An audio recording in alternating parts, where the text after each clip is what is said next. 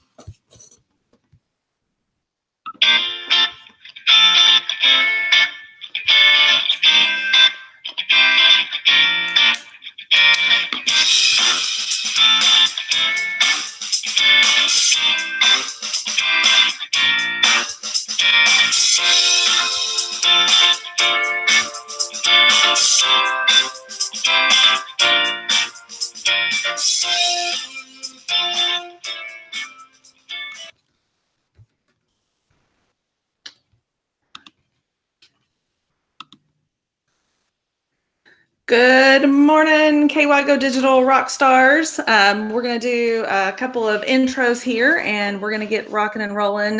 Thank you guys for joining us today and agreeing to be all about creating, connecting, and sharing. It's always a fun time, and make sure if you've got questions or you want to share things, make sure you're tweeting using the KY Go Digital hashtag, and also you can be using the YouTube chat to connect with others in this awesome group. So we're going to do a couple of introductions to those of us who are in the Hangout, and then we'll start sharing. So I'm Melody Stacy. I'm the principal at Taylor Mill Elementary here in Kenton County. Super pumped to be with you guys.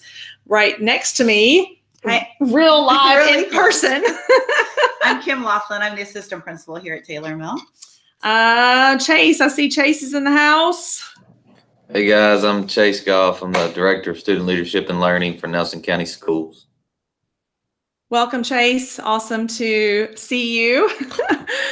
And we've got Angela. Hi, I'm Angela Parsons. I'm the principal at the J. Green Brown School in Louisville. Awesome, Angela. Super excited. And I know Sheridan is also here. She probably hopped off. And so she'll be here in just a moment. So Kim and I are going to go ahead and get started.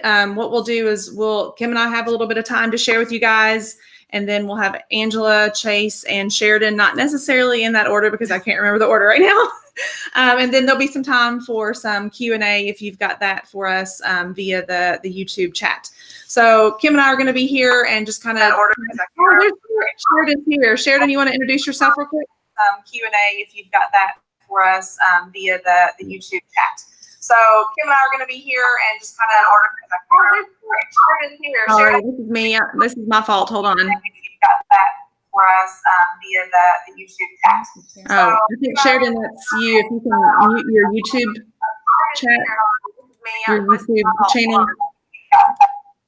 I thought it was me. Yeah. Sheridan, you want to introduce yourself? We're so excited that you're here. Okay, thank you. I don't know what happened. I just dropped off there for a second.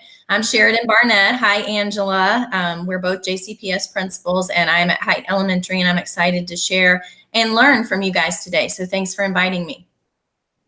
Absolutely. Super excited to have you.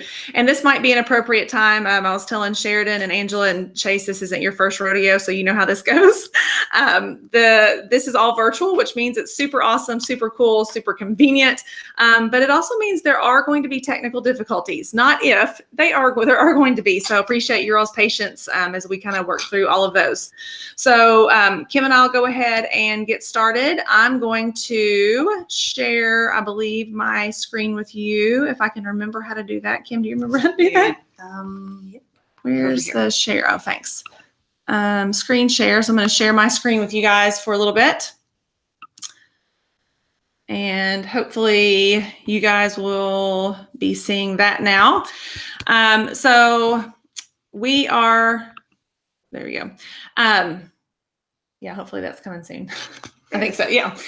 So Kim and I, we'll talk a little bit about how we use Twitter, if that's something that you all want to hear from us.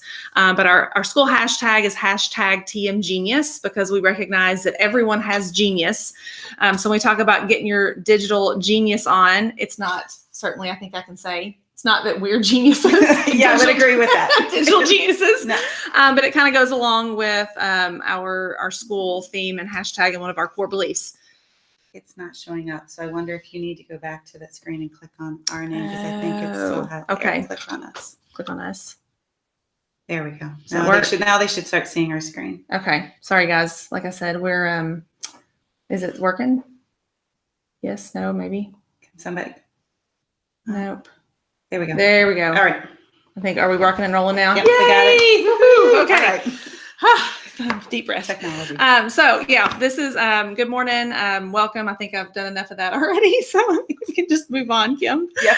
All right. So one of the things I think I'm preaching to the choir because you all are here connecting with the KYGO digital movement as school leaders. But I always feel like I need to reiterate and communicate my belief that tech is just a tool, and it's a tool that's used to amplify your end game. And, our end game is our students, just like that's your end game. But, when you're a school leader, you take a step back and, a big part of our why is our teachers. And so everything that we're going to talk about today is within the context of our school culture and our school vision statement, which is, inspiring passionate leaders, inspiring passionate learners, creating a community of leaders, and inspiring or challenging ourselves to exceed expectations. So we do that in lots of different ways. And so when we look at digital tools as a school, it's always about amplifying that school culture. So one of the tools we're going to start with is Mentimeter or Menti.com. So at Menti.com, is where you guys will go to take this little quiz. We wanted to make sure that you guys were getting what you were interested in today. So if you want to go over to Menti.com and enter the code 229667, you'll have a choice of 4 topics, and we will kind of drive our presentation based on your responses from that. So it will give you a chance to head over there. so Melody's showing what you guys will be seeing when you enter the code. And then Mentimeter.com is where you would create it if you were interested in. So this is kind of a side tool. There are obviously different options you can use there to put it together. Kind of just a fun way to put it, to get it going with your students. So go ahead and can't remember like this, the Mentimeter is an awesome like formative assessment tool Yes. for teachers. We use it with our staff to get feedback in the moment, like during PD. But you can see all of the different options that you can set up on your Mentimeter. But the thing that I remember when we were going through this yesterday, I'd forgotten that the menti.com is where you go like to log in, so right? that's where your to, students or your teachers would be Right. using to give their information or their input. And then Mentimeter is where we go to create it. yes, So yes. you can have your account. Awesome. Mhm. So it looks like everybody's voting, and I could just to kind of show you all, it looks like it's showing up here, but you do have the option to present large screen. And so you can see, I think you all saw it as you were voting, the results were changing. So that's kind of cool too for everybody to be a part of that and see. There's word clouds, there's open-ended questions, there's scales and rankings. I just keep talking, giving you all a chance to put your votes in. Honestly. I think there's 20 of us and we've got 17 answers. So we've got Yeah. 19. So we're good. We're Okay. fine. So it looks like Boxer's the winner. Yeah. Ding, ding, ding, ding. So, Yeah. So Kim and I were thinking we'd use our time this morning. We've got, about 20 more minutes, and we'll take some Q&As before we pass the baton over to our partners in crime today. And so we'll just get through as many of these. Looks like, Voxer and Twitter.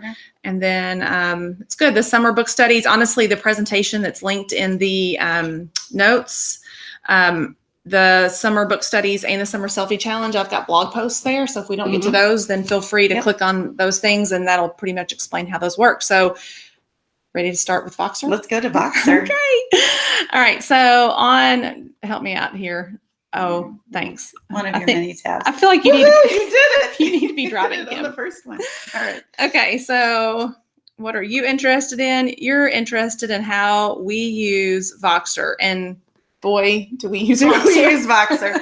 We love Voxer. In fact, that's one of the very first things when we're onboarding a new teacher that we introduce them to and get them started with Voxer. And it also leads to some fun times getting people started using Voxer. If you're not familiar with Voxer, it is a walkie-talkie app, and it allows you to talk. It allows you to send GIFs. It allows you to type, and it can be in a real-time conversation, or it can be something that takes, you can wait and respond later. That's one of my favorite parts about Voxer. When I'm in a text message group and it just pings. In fact, my family knows I turn them off. Right? I have them hidden because it just keeps going and going.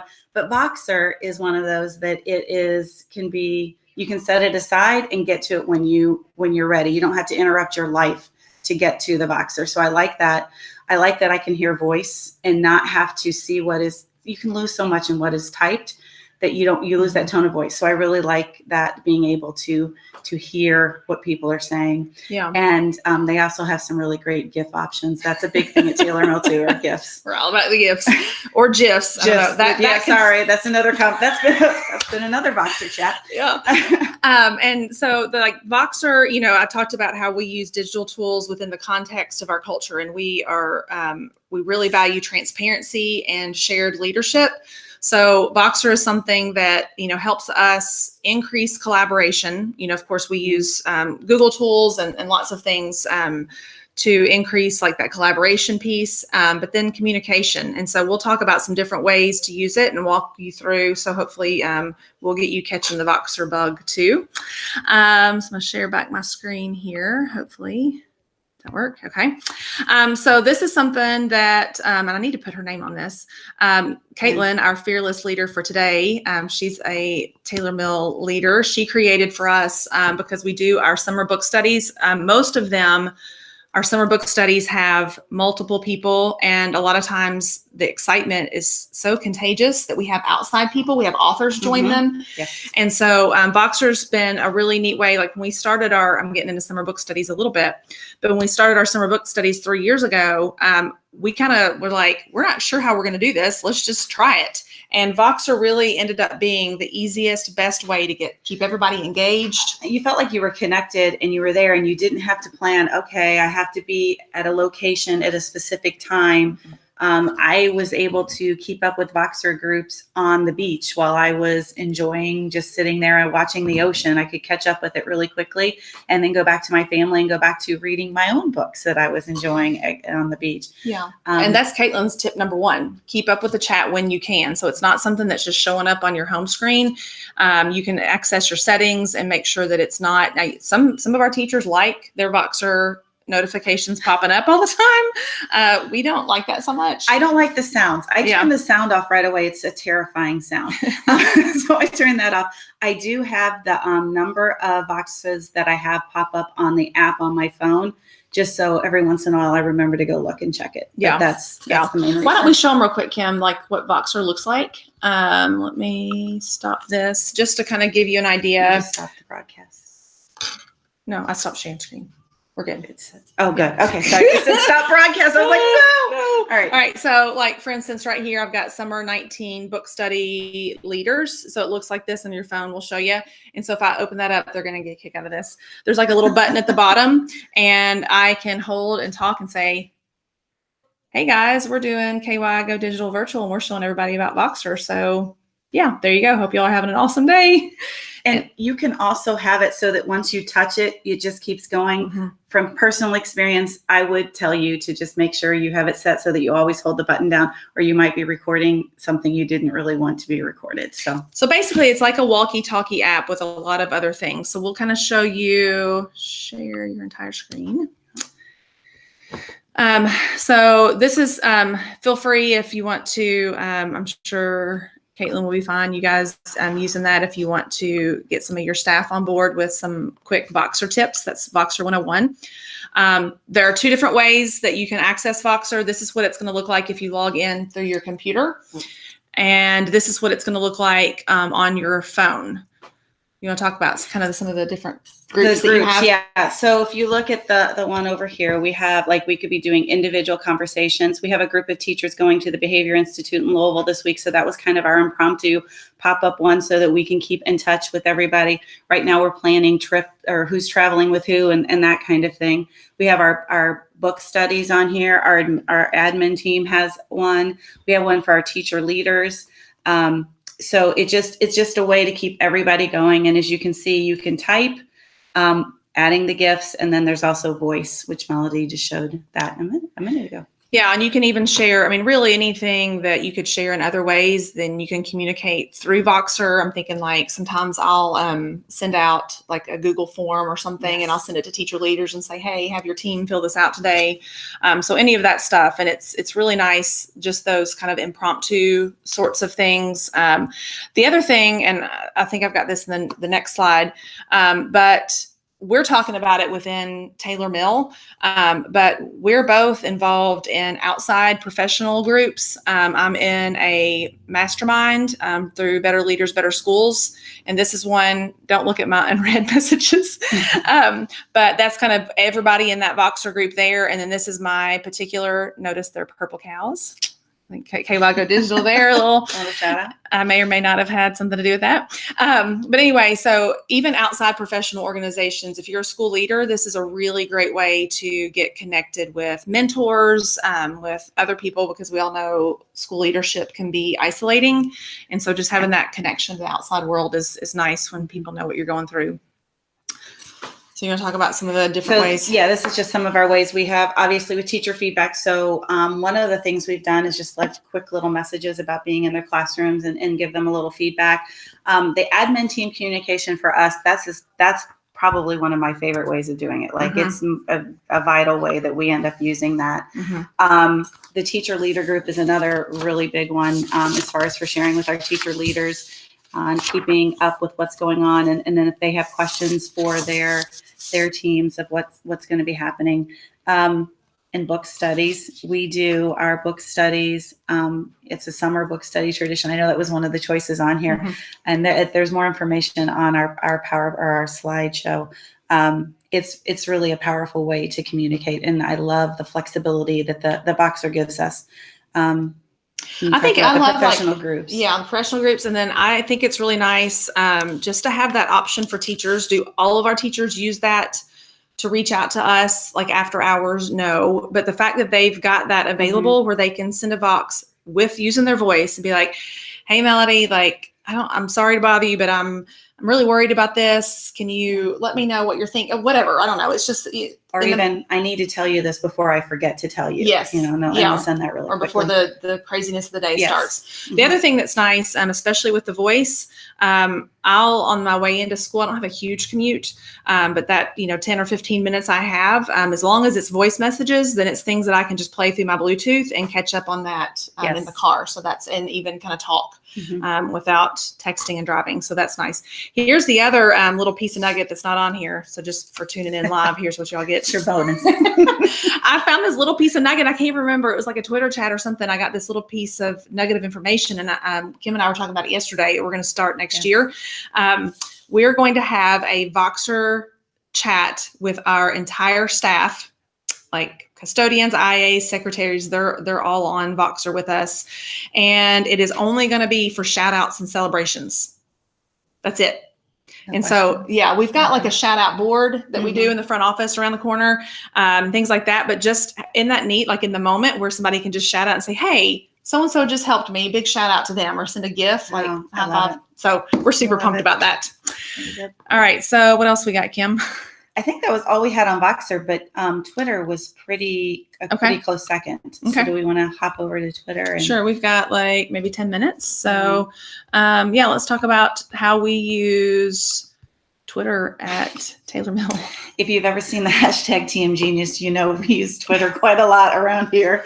But again, it's not about that tech tool. It's not about social media. I think social media gets a bad rap. Agreed. It's about using that to amplify and connect your school community. And I think that's something that Twitter has done. It's unified our entire school community, right? I would agree. Okay.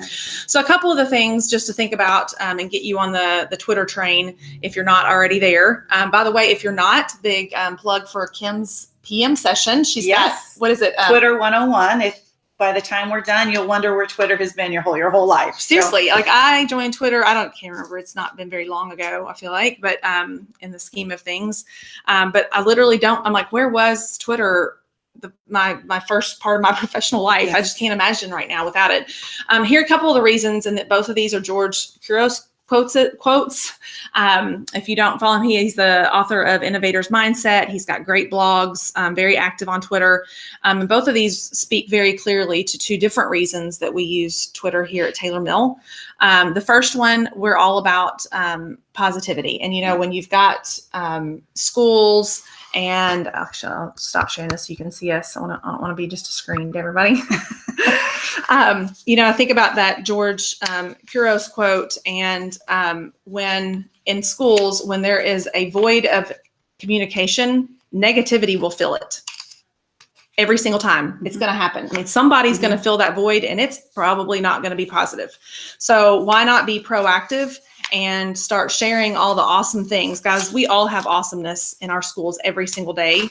And so Twitter is a way to just kind of open the classroom doors and windows to the world to see the great things that are happening in our classrooms.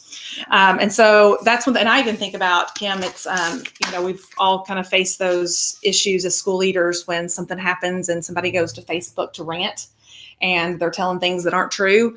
Those are things that we faced, and the way that we react is not by lashing back and going to Facebook to rant back. We just make the positive really loud. And by we, Melody's not just referring to she and I, our whole community will do that. Our teachers will stand up and go, no, and let's put this positive out there to replace the negative that's there. So we have really turned Twitter into a positive tool for us from a community standpoint. as well as a learning tool. Yeah. With our team. And that's, I think, that's what you're hitting on, is that learning tool. That other quote, it's about, if every teacher took just a few seconds, and that's all it takes, is to snap a picture or to shout out something great going on in your classroom. And then at the end of the day, everybody took 5 minutes to just scroll through that hashtag. Think about how much we'd be learning.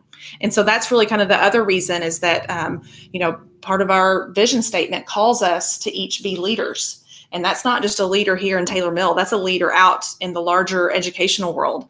And it's such an easy way, literally at your fingertips, you have this entire world there. And going back to our onboarding, I mean, this is part of our onboarding as well. If we invite them to participate in what we have going on with Twitter. Like right now we have our summer selfie challenge going on. And so we'll invite people to our new teachers and everybody to join us with that. We actually have community members participating with that as well. And it's a way to put your story out there and have fun and connect and learn. Yeah. While we're talking about that, let's go ahead and kind of take a look at, share my entire screen. Getting good at this sharing thing. Just while we're there, let's go ahead and take a look at our school hashtag. So that came about when, like our first year here, Kim was a teacher and I was the principal, and we created that new vision statement. We knew, everyone has genius, and that was a core belief of ours. And so that hashtag came out of the branding task group. Honestly, they were wanting to get our brand out there. And I would say if you haven't created a school hashtag, do it now, because it really is a way to unify all the learning, all the celebrations, everything. And so, teachers will kind of give me a hard time if I see them tweet. I'm like, don't forget hashtag Team Genius. Include it in part of it. But it was, and not just like, we didn't just come up with hashtag Team Genius. It really was a group effort. We had 4, 5, 6 teachers involved in coming up with that and discussing what they wanted. At first, they were thinking, we had 3 or 4. We had hashtag Inspire, hashtag Lead, hashtag Connect, or maybe TM Connects. I don't remember, but it just hashtag TM Genius became that one over and over. And I think we learned we need one. We don't need several. We need one that speaks about us. For sure. And so you can see, like, if you search hashtag TM Genius, thanks Chase for giving us a shout out there. But you can see, we've got, of course, us, we've got teachers. There's Kim. There's another teacher. Her doggy. Yeah. Krista Sharon, a quote from her summer reading. So you can see, not only are they building this school community, there's Jordan with little Miss Piper, Natasha, who's going to be presenting this afternoon, and who may have not been enjoying her vacation there just a little. And I was trying to find, there's Miss Jane Kane. There's a parent. Yeah. And so it really does, help connect that school community. So school hashtag is definitely I would say a must do for school on Twitter. And fun. It's a fun thing. Yeah. We were talking yesterday. We were like, how did everybody, because this is not, by the way, we're about commitment, not compliance. And so it was not something that so let me kind of back up. 3 years ago this summer, I came in, I was on Twitter, and Kim and another teacher were on Twitter. You weren't really even active. I wasn't really active. Yeah. I subscribed to be on there to get baseball updates for my sons. Yeah. And so it was like nobody else was even on Twitter. And it was that fall during a PD when we started talking about communicating our commitment, being a leader outside of Taylor Mill. And this like hashtag light bulb moment where I just challenged teachers to say at the end of every week, reflect on what worked. And so they would put this, and by the way, this is a teacher to teacher. Shout out to Mimi Ratliff, who's also a KY Go Digital rock star. She was on the team that created this. It's a free toolkit that you can download from teacher to teacher. And they have this free printable. It's super easy, but basically you print this out, have it for your teachers, and challenge them at the end of each week to reflect, which we all know is powerful, and to share out what worked for them. And so they did this, they posted it outside their classroom doors, and then they tweeted about it. And that's when really... It was a game changer. Yeah. That was when Twitter really took off for us, and not just Twitter, but being more aware of what was going on in other teachers' classrooms. There was a big connection just between the teachers, even more than there had been, just understanding what was going on in their classrooms and what they were doing. And stealing, if you will, ideas from each other. Yeah. Mhm. So they had I had a lot of fun with it. And even I think about like communicating our, I want to say like struggles and obstacles, and realizing like if we're going to be on our path to greatness, we're going to have to be uncomfortable, but we're going to have to do that together. And so kind of embracing that we're going to put that out there and be vulnerable with each other, I think. And here's Christina. She was sharing, we did this Give Yourself an A letter and a quote from that. So it's kind of neat just to be communicating our commitment, I would say. Twitter chats. We do monthly teacher-led Twitter chats. That's another thing. If you'll see, kind of this was last year, we had a different hashtag for that. Yes. But even last summer, we were like, wait, everything should be on hashtag TM Genius. So even our chats now are hashtag TM Genius. Mm-hmm. Sometimes they're things that teachers just want to talk about. Sometimes they're led by like a staff-wide book study. This past year, well, that was more of our drive. Right. Where we were going. So we'd love to have you. It's the last Thursday of every month, 8 to 8:30, 30 minutes, 3 to 4 questions. And this has been neat again, because you're talking about connecting to those outside of your building. So we think it's fun. We see each other every day, but yet every Thursday, last Thursday of every month, it's exciting. It's like, hey, Kim, I've not seen you forever. Hey, Caitlin, I've not seen you forever, but here you are on Twitter. Anyway, it's funny. And then we always get some outside people, which is really cool. So Twitter chats, that's pretty awesome. You want to talk about other ways we use Twitter? Oh, a gift challenge, maybe our most popular. We have a huddle on Monday, Wednesday, Friday mornings. And on Fridays, quite often we get a gift challenge.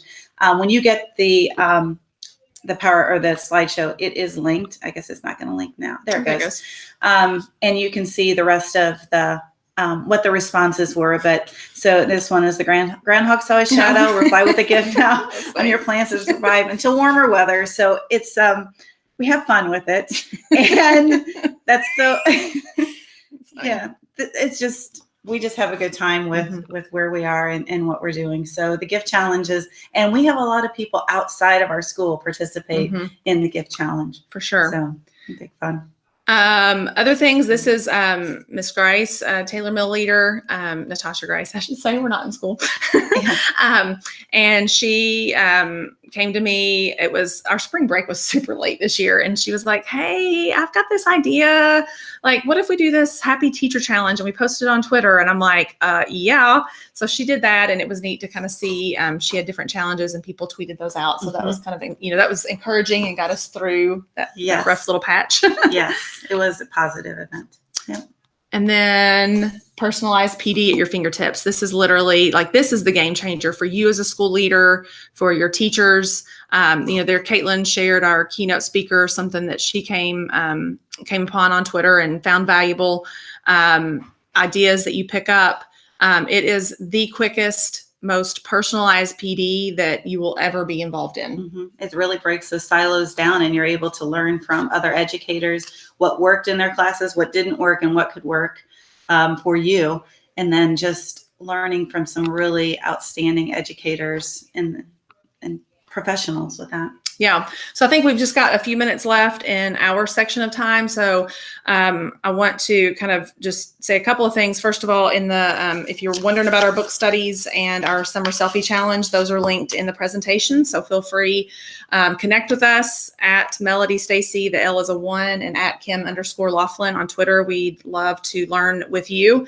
And then I think the other thing, just in kind of our take on being a school leader and using digital tools to amplify your school culture, is kind of this idea of high expectations with soft landings. So we're a culture that's about commitment, not compliance. Right. So with any of these digital things, we have never told our staff, you have to do this.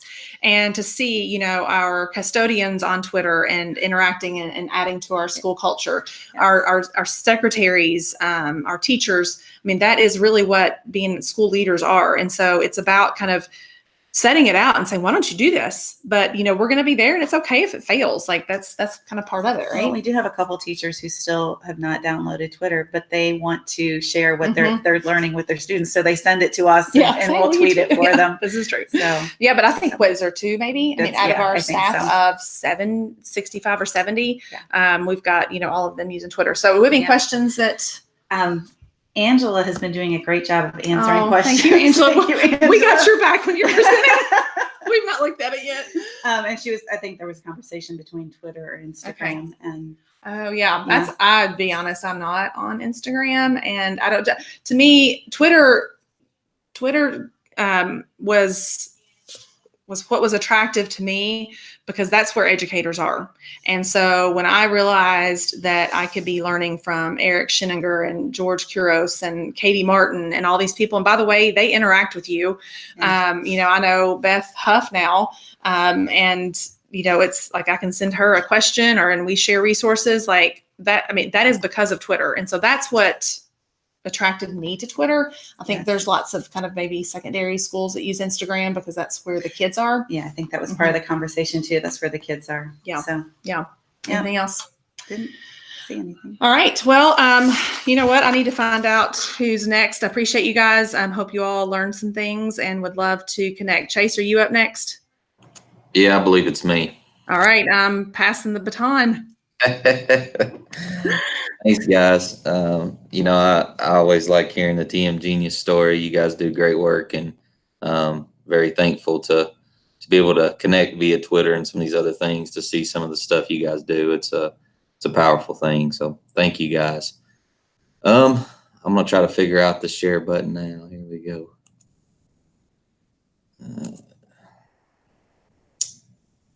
All right. Everybody see that? Is we good? Okay, good deal. So, so I'm Tracy Gough. I'm the Director of Student Leadership and Learning in Nelson County Schools. And what that means is a lot of things. We are very intentional, and I think you'll see that here in just a little bit. I'm very fortunate to work for a great superintendent, and also get to work with a great team. And so we really try to be hyper intentional about aligning the work that we do to things that really matter and things that we know are goals for us as a district. And so one of the things we've learned pretty quickly is that we can have a goal, we can have an objective that we want to accomplish, but if we don't intentionally allocate our time, effort, and energy towards those things, then the likelihood of it happening is very slim, because as everyone in this group knows, as an administrator, there is no end to the things that you could choose to do every day.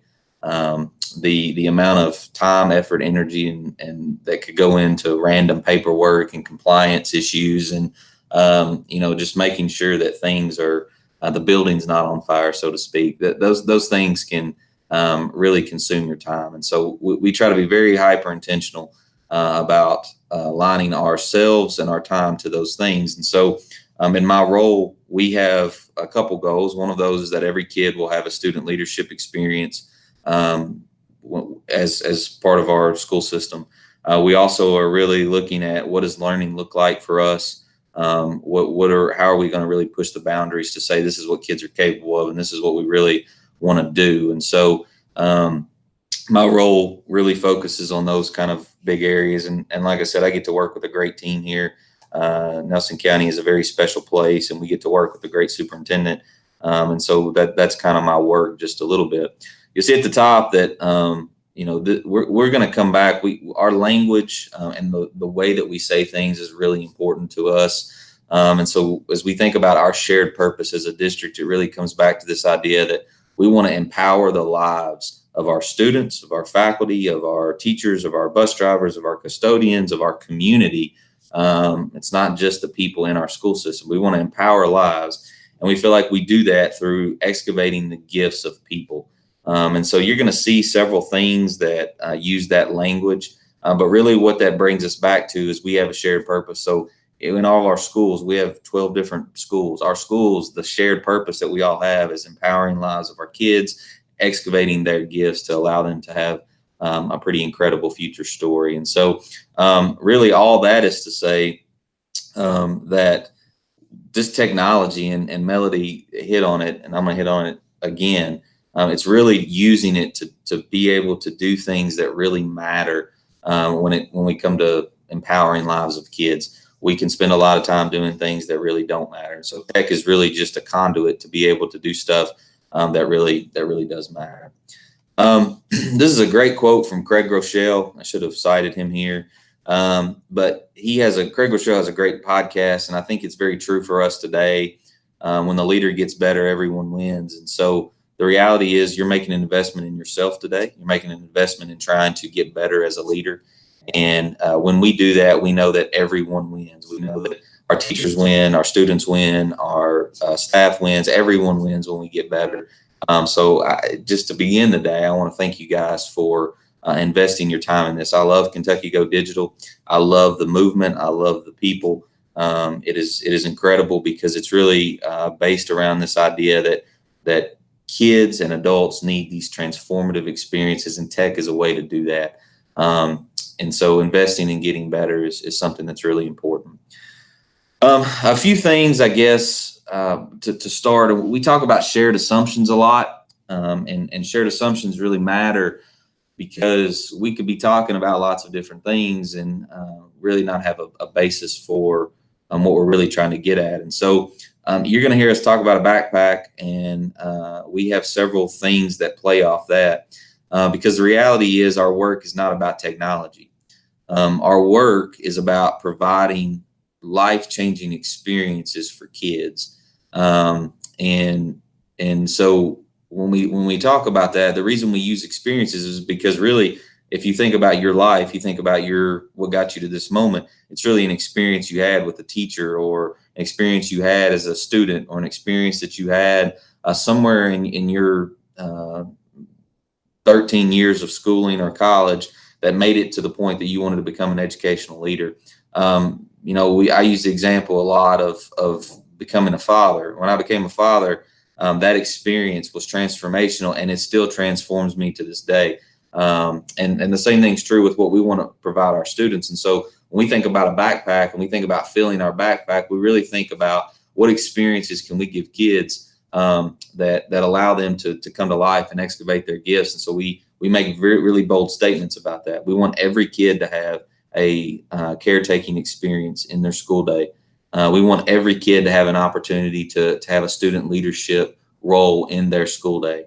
We want every kid to have a transformative learning experience. We want every kid to have a work-based learning experience before they leave Nelson County Schools. And we want every kid to be able to showcase their gifts and bring energy to the world with their gifts. And so when we talk about these things, we talk about these experiences, technology really just helps us do the things that matter. It helps us create student leadership experiences. We look at STLP. It's a great example of where that's really not about technology. It's about students leading, but it's a conduit to allow students to really lead. That's something that they're passionate about. So tech is, we look at learning experiences. It's not about one-to-one Chromebooks, although we are one-to-one. It's really about what kids are doing with those Chromebooks that are transformative in nature to the way that they learn. Many of the things that we talked about in the keynote this morning. And so it's really not about tech. It's about the experiences you provide and how tech allows you to do these things in a way that's transformative for the students, and really as administrators for the teachers and other learners in your building. It's also this concept that we talk a lot about systems versus stuff. And as administrators, we know that we can get really bogged down with stuff and doing more things. And the reality for us, and you're going to hear me talk about this for just a little bit, is that systems thinking requires us to really think bigger. It requires us to figure out how we can get things done in a way that makes sense. And it requires us to really be transparent and open in the process. And so systems thinking requires us to share leadership with those that we lead.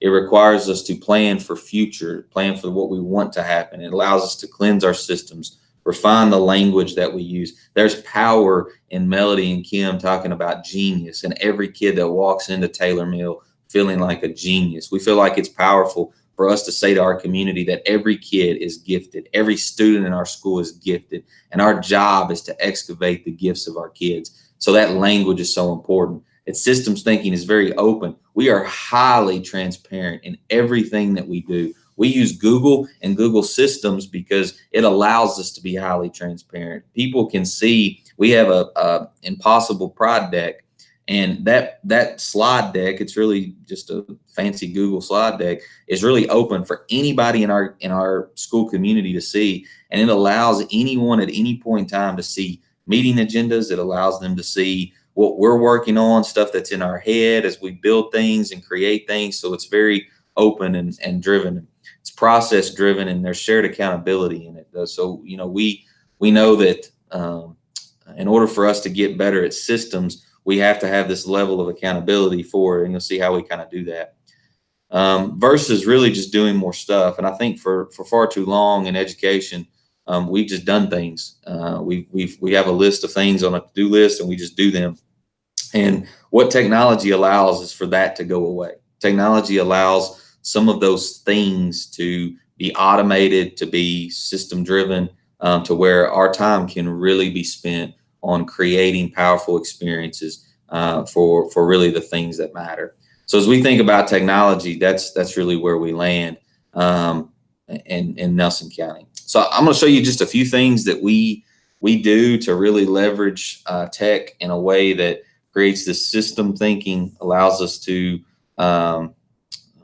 systematize a lot of the compliance pieces, and also allows us to do stuff that really matters. So we know that working with our principals and our teachers really matter in my role.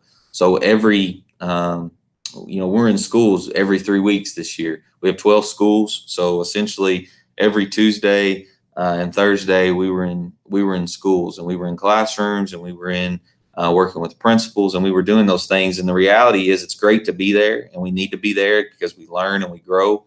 But we also know that if we don't have intentionally planned for what that looks like and plan our time, then we'll venture over here to the right side, and we'll just be doing more things. It'll be very arbitrary. And so it really requires us to think, how are we going to leverage technology to allow us to do great things?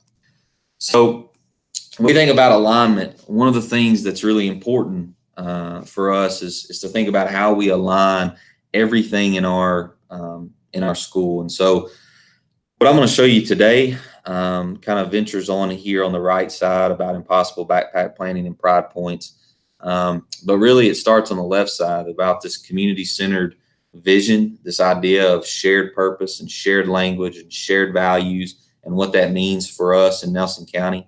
And then once we have that, we have to align people to that. So this year in our school district, we reallocated, over $1 million towards our priorities. So if we say that we want every student to have a work-based learning experience, but we don't allocate people towards that, it's not going to happen. So we have a workforce director here at the central office, and we also have workforce coordinators in each of our high schools. We say that we want every kid to have a student leadership experience, then we have to allocate people towards that. And so as you work across here, you see we have a vision, we align people to that vision. We then create these flywheels. And so I'm going to show you an example of that, but the flywheel is really an opportunity for us to say, within our larger priorities, what really matters. If you've not read Jim Collins' Flywheel, that's a book I would highly recommend.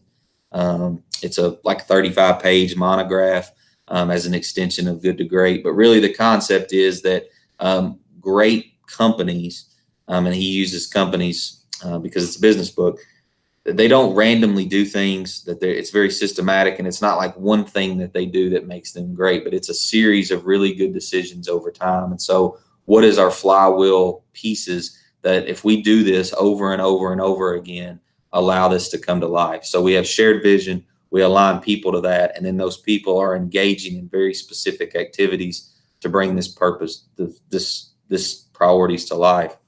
We then have to determine, how do we collaborate together? Like, what are the anchor pieces of that? And then how do we align our time to that? So one of the things that our superintendent is really stresses is about how we allocate time. If we say that in any school building, if we say that PLCs are a priority, but you don't intentionally have time scheduled in your day for that, you don't intentionally figure out not only what that looks like, but how you intentionally schedule time to plan for that, then the likelihood of it happening is highly unlikely. And so we use Google Sheets and Google Calendar for that, which I'll show you in just a second.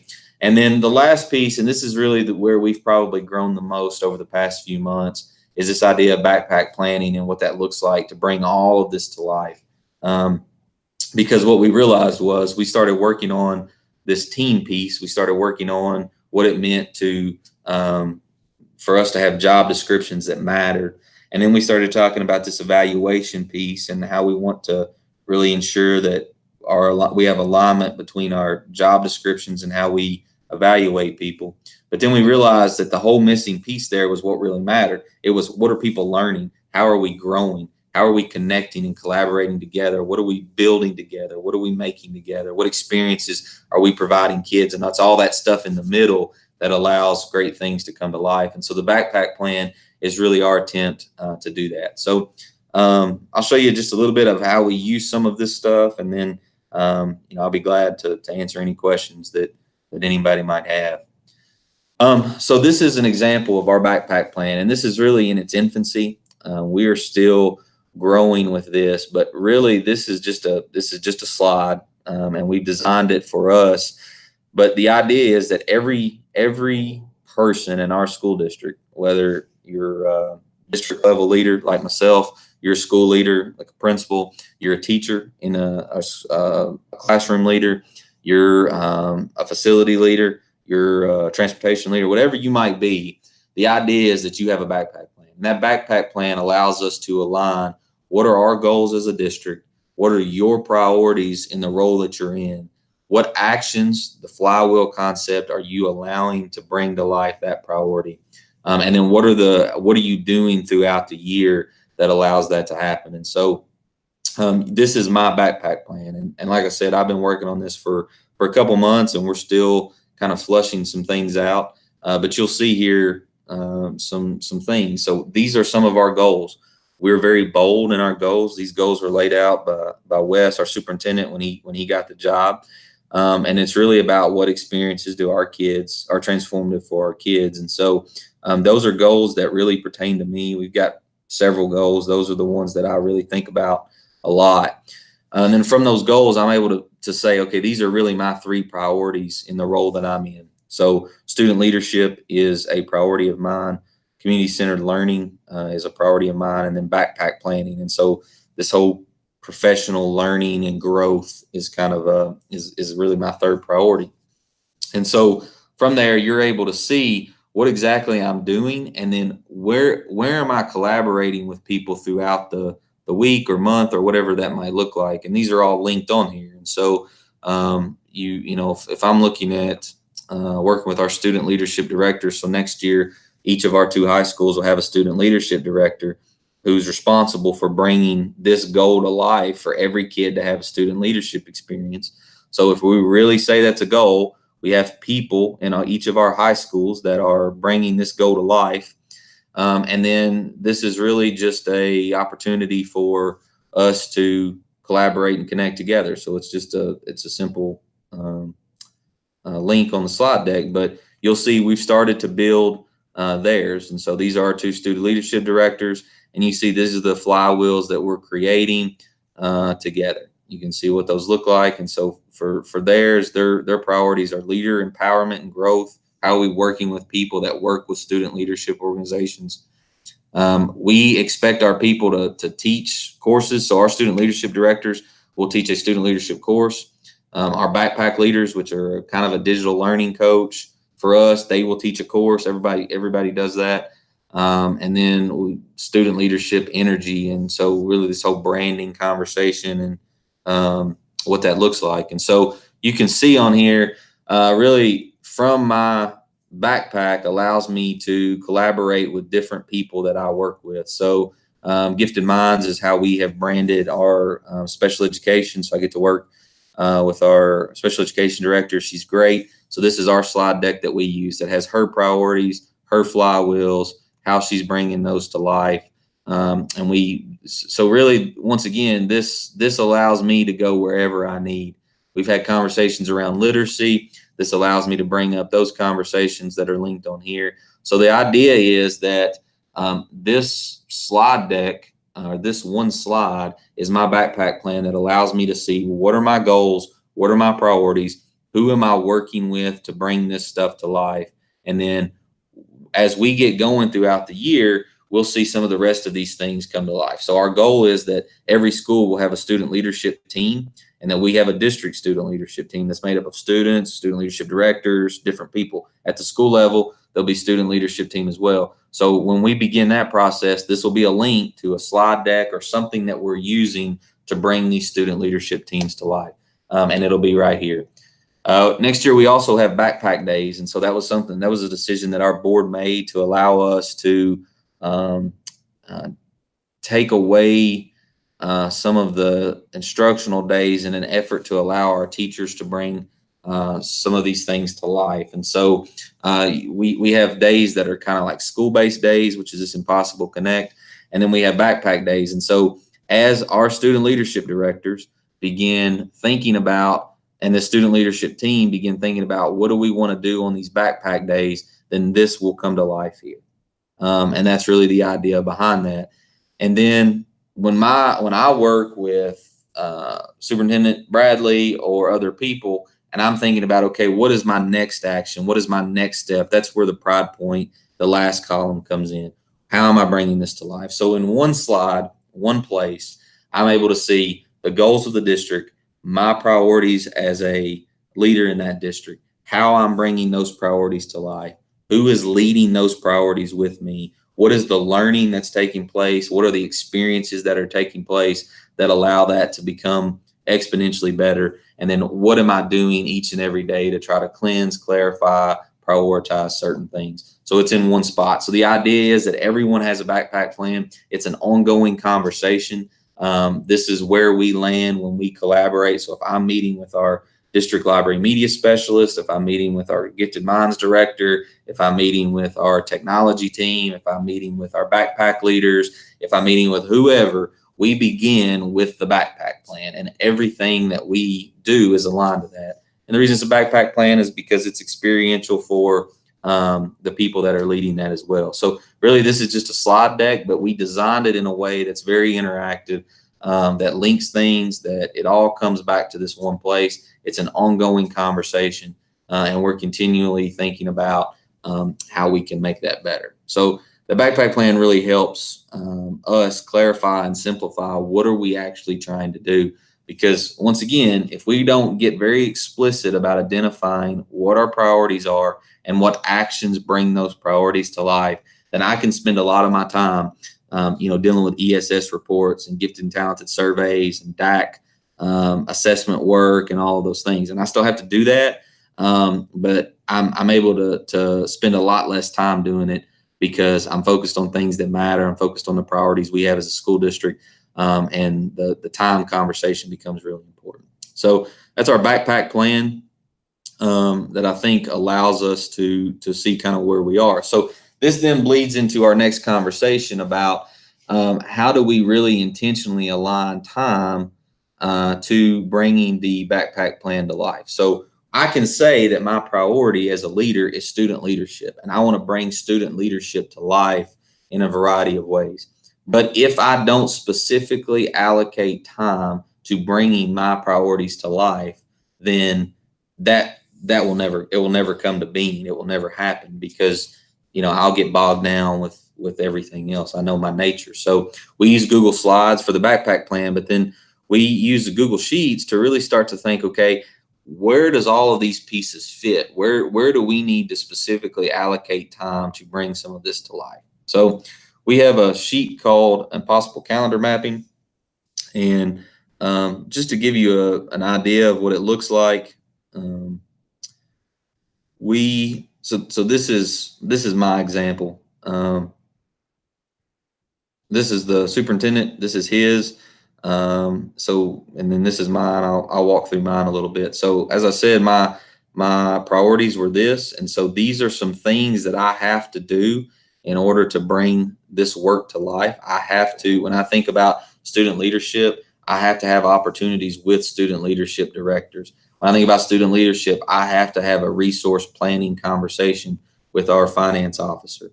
Those things, when I think about student leadership, I also think about this work here, not because I particularly like it, but I think about what I allow. Can I frame assessment and accountability in a much better way? So this allows me to see what I have to do. And then this allows me to see who I need to be meeting with. So you can see this is our Gifted Minds Director. We've hired a Special Programs Coordinator, District LMS, these different folks. And then where it gets really good is we start thinking about, okay, what cycles do we need to go in? And so once again, this is open for anyone in our district to see. Our principals see this, everyone sees this. And so as I think about my time, like I spend my mornings really prepping for the day, thinking about that. And then I'm very intentional with the way that I use my time. So you see here on Mondays, I meet with the Gifted Minds Director, Special Programs Coordinator, and then we have a meeting for community-centered experiences. So this is really just a way for us to see all the pieces that fit together. So I can see this is our superintendent. This is his way that he organizes his work and his schedule. That then bleeds down into mine.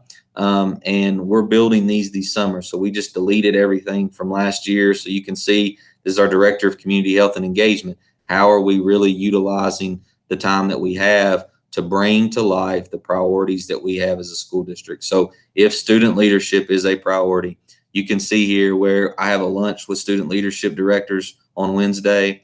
You can see where I'm meeting with our student leadership directors for several hours on Fridays here. You can see where I'm going to spend time intentionally with the student leadership director at Nelson County High School. I'm spending time so intentionally with student leadership director at Thomas Nelson. So once again, it's how are we intentionally creating our time together and using the time that we have to bring the priority to life. And then once we have it here, we're then able to go to the Google Calendar and we put it in the calendar so that we don't forget. This is really a screenshot of our superintendent's calendar, I believe, but we put everything in there. And so really it's a way for us to know what's happening and what's going on. And so technology simply allows us once again to do stuff that matters. If we say that student leadership, people that are allowing our kids to lead, and that looks like a lot of different things, but if that's a priority for mine as the Director of Student Leadership and Learning, then I have to be hyper focused in my backpack plan on making sure I know what things bring that to life. I have to allocate time in my schedule intentionally to bringing that to life.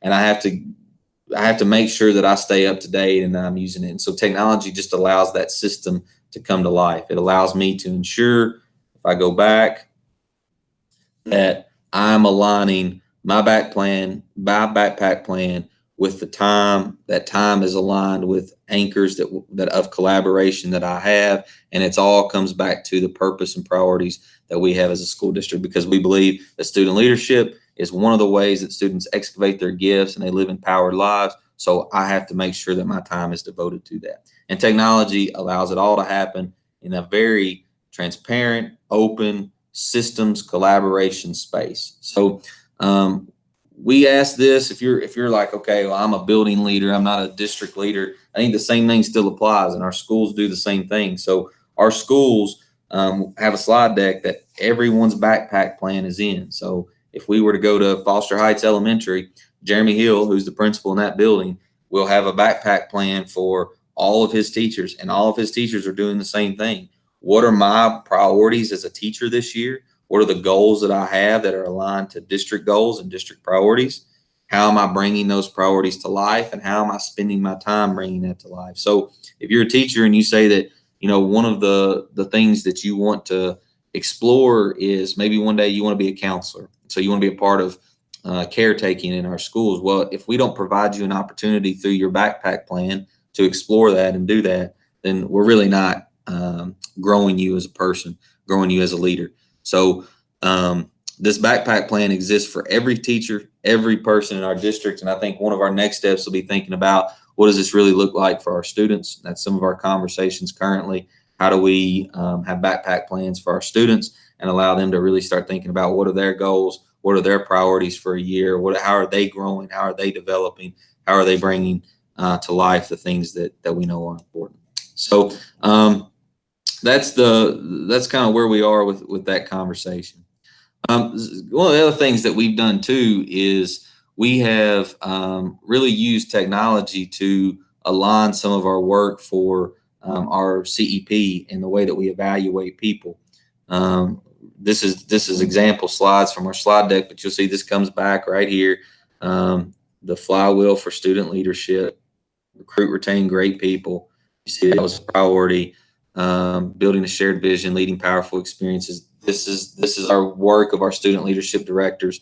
Then how are we determining whether they're able to do that work? And then this is done through their backpack planning. So this is an example of how their backpack plan will come to life. So it's all interconnected systems. That's really the idea around the way that we use this is allowing Google Slides to do most of the work for us. But it's bringing everyone back to that. Everyone's able to use it. We're able to link things, get there, do things to really save us time for stuff that we know is important. So that's one piece. These are just some simple systems that I think if you're looking to take away a couple of interesting ideas, maybe this is where you could land on. And I'll finish up here in about 5 or 6 minutes. So we implemented something called the Lincoln Leadership Challenge. This started with Wes, and it's kind of evolved a little bit. So this began at the beginning of the year. Lincoln Leadership Challenge is essentially, and it's still ongoing, it never ends. If someone from the district sends an email to someone in a school that is not connected to a larger system. So if I send an email to a principal that says, I need you to complete this report, okay, then that principal or that person can forward that email back to the superintendent, and he's going to come ask me for $5, okay? And really, it's not about the $5. It's about holding ourselves accountable to having systems and not sending random emails that are siloed off from everything else. And so you can see this year that's happened 9 times because we're up to $45. So we've had 9 emails that were sent to principals or to school leaders or to classroom leaders from the district that were not embedded into a larger system. So I'll show you what some of those systems look like here in like just a second. But really the idea is if you're going to send an email, you need to be able, if I say to a principal, I need you to complete a report, that better have something. It better have a slide deck. It better have a slide. It better have something that allows that principal to be able to know, how do I access the report? How do I log in to do the report? What steps do I need to complete for the report? Because our job as district leaders, and I would say your job as a school leader, wherever you might find yourself, is to get rid of the weird compliance nonsense so that people can focus on what matters. Technology allows us to do that by creating these larger systems. Then the Lincoln Leadership Challenge has also evolved, and this was kind of a thing that we come to. Now it also works the opposite way. So if you're a principal and you got an email about doing something that was part of a larger system and allowed you to really see how you complete this report or do this thing, whatever that thing is, and it's not part of a larger system, you ask like the question. So I send you, I want you to complete this report. Here's the way to do it. Here's the system in which to insert yourself to do the thing. And then you reply back to me on email and say, what do I do with X, Y, Z? And it's part of the system. Then you get charged $5. So once again, it's not about the $5. It's a fun, playful way for us to hold ourselves accountable to say, don't send random siloed emails. Don't send things that aren't part of larger systems, because once again, we come back to it's systems versus just doing random stuff. We always want to be thinking on this side, and that's what technology allows us to do. So one example of that is we have something called impossible oil. So we talk about impossible stuff, which is really the stuff that we can't even imagine doing, but we know is great stuff and things we need to be doing. That's impossible. It's impossible things. You look at our hashtag, you see impossible. Impossible oil is all the weird, random, silly stuff that has to go on in schools, but it's probably not that transformative. And so what we do is this is shared with all of our principals, and this is really, I'll show you here in a minute. Wes sends out a principal pride point every week, but it's really a way for us to say, hold ourselves accountable. So, I sent this out about student leadership stipends. You need to complete information for how to do that in Talent Ed. We just transferred everything. There's a video and a slide deck to review to show you how to do that in Talent Ed. And then these are our schools that will turn themselves green when they have completed that portion. So this is a way for us to go look at it. A principal is able to do this. They're able to go and complete these random tasks, or they're able to assign someone to complete these random tasks. That's part of this bigger system allowing shared accountability with us. It's just a simple way for us to keep track of it. So that's one way that we do it. It also allows me to go in and allow me to send follow-up emails. So I know I need to follow up with the principal at OKH. Just a reminder, please do X, Y, Z. Those sort of things. That's how this kind of works. Same thing with any of this stuff. Your Section 6 budgets, you needed to do certain things. We can see who's completed them, who's still in progress. So this is just a forum for us to share accountability with each other. We also utilize Principal Pride Book. You can see this is this is where I've been spending a lot of our time. But principals are able to go in here.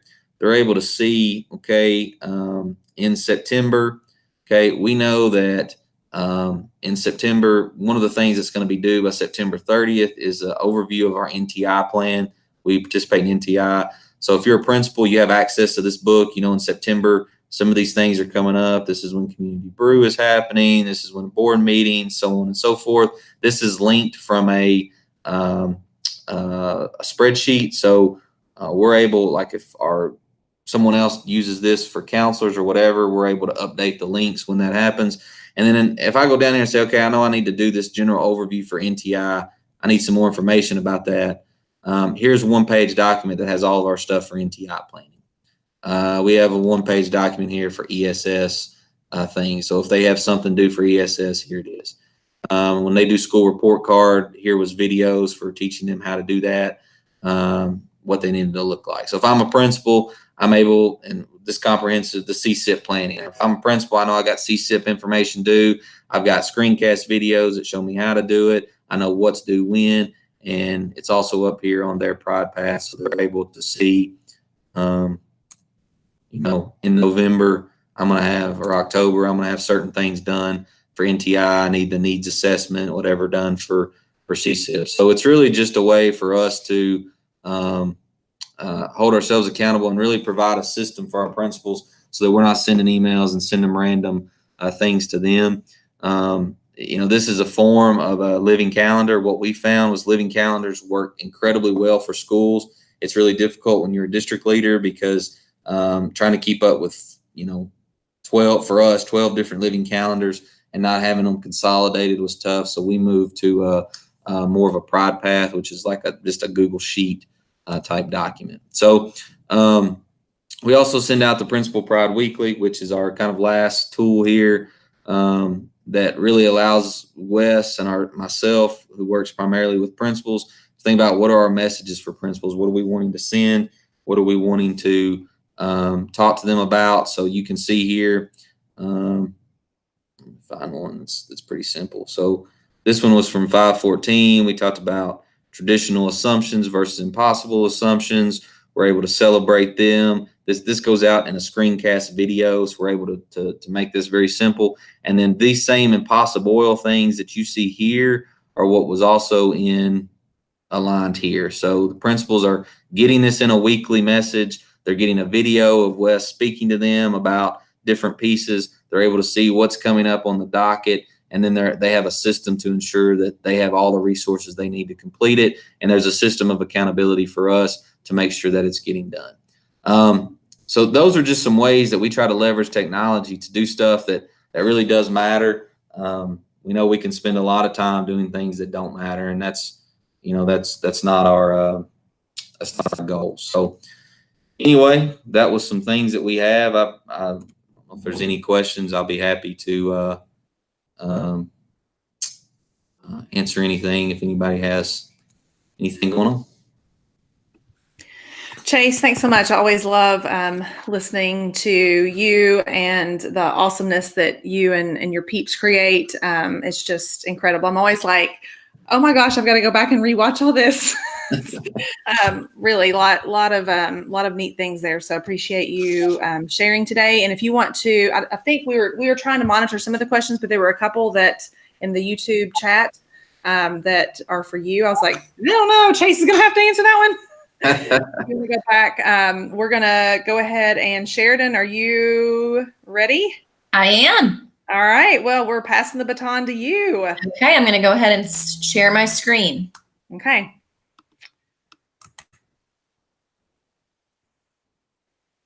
Okay, can you all see me? Yes, we are good to go. Okay. All right, so first screen shot here is just a little bit of my promo slide saying, whoops, sorry, meant to go full screen, present. There's all of my social media content. I know a question came up earlier for Twitter versus Instagram, and I use both. I find it depends on your crowd and what they prefer, but for video footage and just some quick shots, live shots, and what's going on at school, I use a lot of Instagram sharing. My family seemed to prefer that more than Twitter. But then obviously information and hashtags, whatnot, I use Twitter for that. But today's presentation, I'm going to focus on just how I've created I don't know why it's doing that. Let me just go back here. A digital hub for all of my staff, and we went completely digital with our Team Handbook. And I created this one-stop shop website, and I've used our JCPS vision here, our mission, and these are what we do here at Height Elementary to align with the district vision and to make that happen. And then our simple structures over here that are a roadmap to get there. And then I have just some highlights, some student videos, and some fun things for families and for teachers to see, to celebrate what our kids are doing at Height, because I remind them constantly that, yeah, the work is hard, it's dirty, it sometimes gets ugly, but what is our why? And when I remind them and show them the videos of what they're doing with kids, it seems to be pretty amazing for them and pretty uplifting. So our website here is broken down into these 4 different sections, and there's a ton of stuff on here. So if you visit the website, you're welcome to go through all of that. But here are some highlights that I wanted to show you, and these are all housed on the website. Some things that save me a lot of time to get back to my why.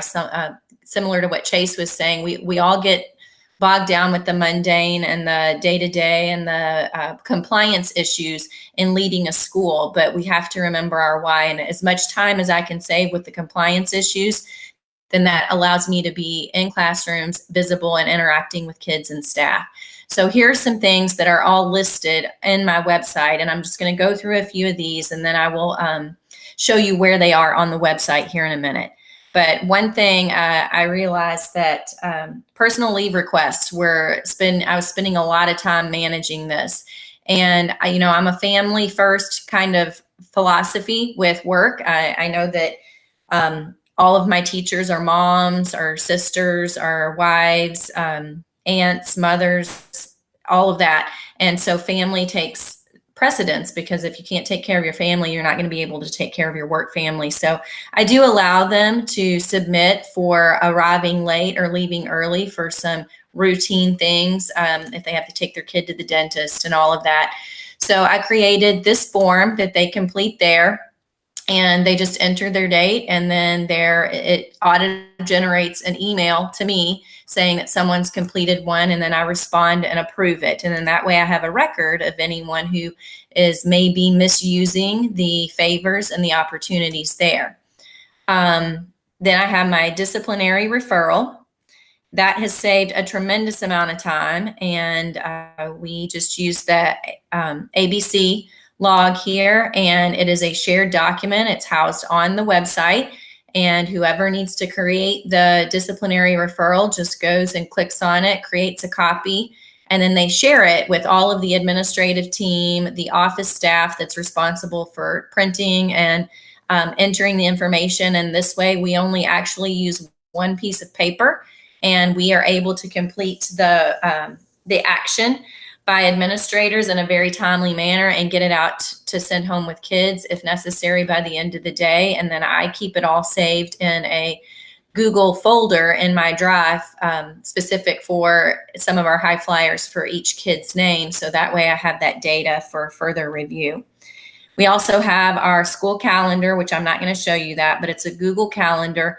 One thing that has saved a lot of time and heartache and confusion for me is it's not my responsibility to put everything on the calendar. If you are a team leader, if you are an extracurricular program director or sponsor, then it is your responsibility to create the calendar invite and list me as a guest. So then when I approve it, it goes on the school calendar, and it also goes on the Height family calendar. So everybody can see when that event is to occur. They can list details there, directions, location.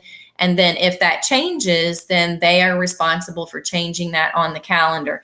That way it doesn't all have to go through me or my office staff secretary. So that is been a huge time saver. As far as newsletters go, I create a Friday flash every week, and this is on the website. It's archived every week. You can see what is in the Friday flash and go back to it if you need to. I'll just bring one up. I use S'more for that. And it goes out to Height staff at the end of the day every Friday. And so I have it broken down into these sections. This is a lot of information because it was the end of the year, and I wanted to leave things in there that were pertinent to the end of the year, but also relevant to having them prepare for next school year. So there's a lot going on here. It's usually not that cumbersome to go through. I have a Screencastify section here. So any tips that I need them to learn how to use to navigate through Google tools in the Google Suite, or any classroom tips. This one here is using voice typing for students as an accommodation or to help them navigate assignments a little more efficiently. And I have that also housed on the website as an archive, so they can go back and review any of those Screencastifys. I have just a ton of things here. And then here's the meat section, the need to know with the 3 pillars. And this is what our district vision is. And it's aligned to the 3 pillars with the systems for culture and climate, the racial equity plan, and the deeper learning and backpacks. So anything new and relevant there, they can read there. So I'm going to step away from the newsletters, but you can always go back and view those anytime that you need to. Staff meeting agendas. This has been huge. It's we go completely paperless for staff meeting agendas. And here's an example of one, I think, our May staff meeting. And I try to practice what I preach. So if I'm asking teachers to write lesson frames on the board and make learning relevant and functional for students, then I try to model that as the leader in the building as well. For they have an opening lesson frame, and this is what we're going to work on, and their closing lesson frame. I also include a sign-in and exit slip in every staff meeting, and then I always connect it back to our CSIP and all of these things that align with our vision and the mission of why we're doing what we're doing. So this particular staff meeting had to do with culture and climate with instructional systems, and aligned here with the MAP and deeper learning PBL and our backpack defense work. And so we had breakout sessions. So if you kind of look down here, they have their different groupings, and then each presenter linked up what they were going to present during their session. So it's right here on the agenda. And then when they are finished, they just simply go to the sign in and exit slip. They enter their name. This is a good record to show who was in attendance of some of those mandated staff meetings that we have to impose upon them with the compliance, like child abuse and neglect. And that way I can simply print this sign out sheet and verify that all my staff have been trained. But then it relates back to the lesson frame. And then I always include a reflection piece so that they are kind of forced to pause and reflect on what we've learned and how it relates to the bigger picture. So I do appreciate that feature, and I go through after every staff meeting and I look at the exit slip comments, and I do respond, not to every individual, but to a few people so that they see I value their reflection and their time, and that I am going to answer questions and make moves forward in moving that learning in the direction of the district. Another huge time saver is Spdm. So I created Google Docs for every policy that we have, and I housed it all on one sheet. So, and this is on our website as well. So anytime any parent or staff member wants to know what the policy related to our curriculum committee is, or the school space or student assignment, they simply have to look here and they can click on that, print it out if they need to send it home or whatever they need to do for that. The PLC protocol, we just revised that with our leadership team this past month, actually, and we made it much more efficient and effective. And it's all right here for the team leader to designate a notes taker for that. But up here are the PLC expectations of our district, and then they complete this these cells here, individual to each team. But then I've created a drop down to some of the things that are priorities in our district and our school in terms of the work of PLCs and getting back to what do effective and efficient PLCs look like. So these are their agenda, their forced agenda items, so to speak. And then they just click on that. And then they have a notes section, and then they can click in it, or they can link up any documents they create. So if it's a pacing guide, if it's an intervention list, if it's a flexible group, if it's analysis of data. And then I've linked up their Screencastify to show them how to link their items here. So, and then I've created, if you look at the bottom here,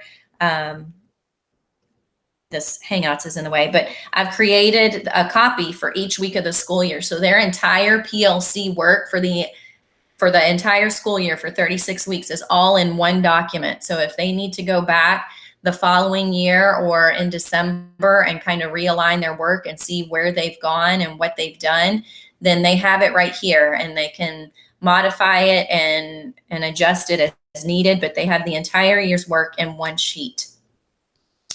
Screencastify tutorials, I've already kind of commented on that, but here's a list of some of those that I've created throughout the year, and they are all just right here. And these are things that we have saved time on and energy and not using a collaborative time during staff meetings for going over calendar invites or going over how to download Google File Stream or how to create a digital signature. I don't have to use staff meeting time to do that, and we can get to the meat of collaboration and looking at standards and looking at student data in staff meetings, because they can have the power of pause here with their Screencastify tutorials to look at the logistics and managing that work. Field trip planning forums, those are here as well. That's been a huge time saver for my bookkeeper and for me as well. And you can go in here and look at these, but I'm just going to go ahead and look at the field trip activity request form. This cuts down on any room for error. They just fill in the numbers, and there are formulas in here. So it will auto calculate what the amount of the check is needed, and they just have to share this with our bookkeeper, and she will have the check printed and ready to go the day of the field trip. Okay, so those were the highlights of everything that is listed on the staff website or the team handbook. So I'm going to go to the team handbook now and just kind of show you how it's structured. There's a lot more on there, like I said, than I went over, but those are some highlights and huge time savers for me. But there are 4 pages here. So if they want to know about calendar and news, here's our calendar right here. They can see that it's live, and it can change at any minute depending on who has put. You can see right here, I'm on there for doing a virtual presentation right now. These are all the newsletters and information that they will need to make sure that they've read and understand what's coming up for the week with their Friday Flash. That's the staff newsletter. News you can use is the family newsletter, our district living calendar, all of their Screencastify tutorials, and their Spdm agendas. So that's on that section.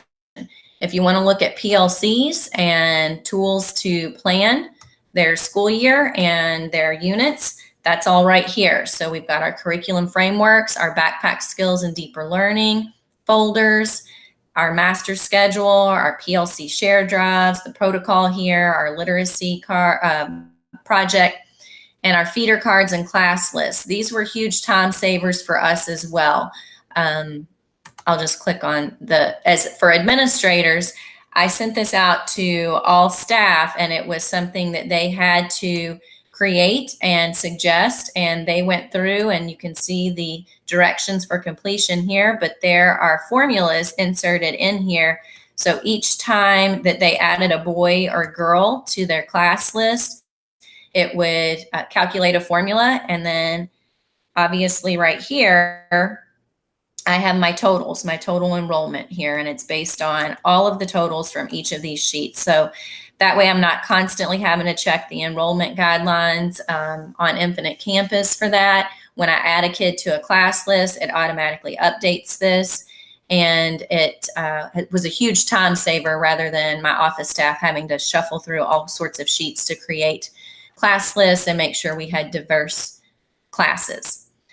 Next section is policies and procedures. This is more just an information section. Everything's here that is related to policy and procedure that they need to see. And then the huge time saver for everyone is this next section with office forms. And so anything they might need to complete, it is right here, and it is in a digital format. If they have a counselor referral, if they have a supply order request, if they want to make a request of materials in production, want to request a Screencastify event for me, it's all right here.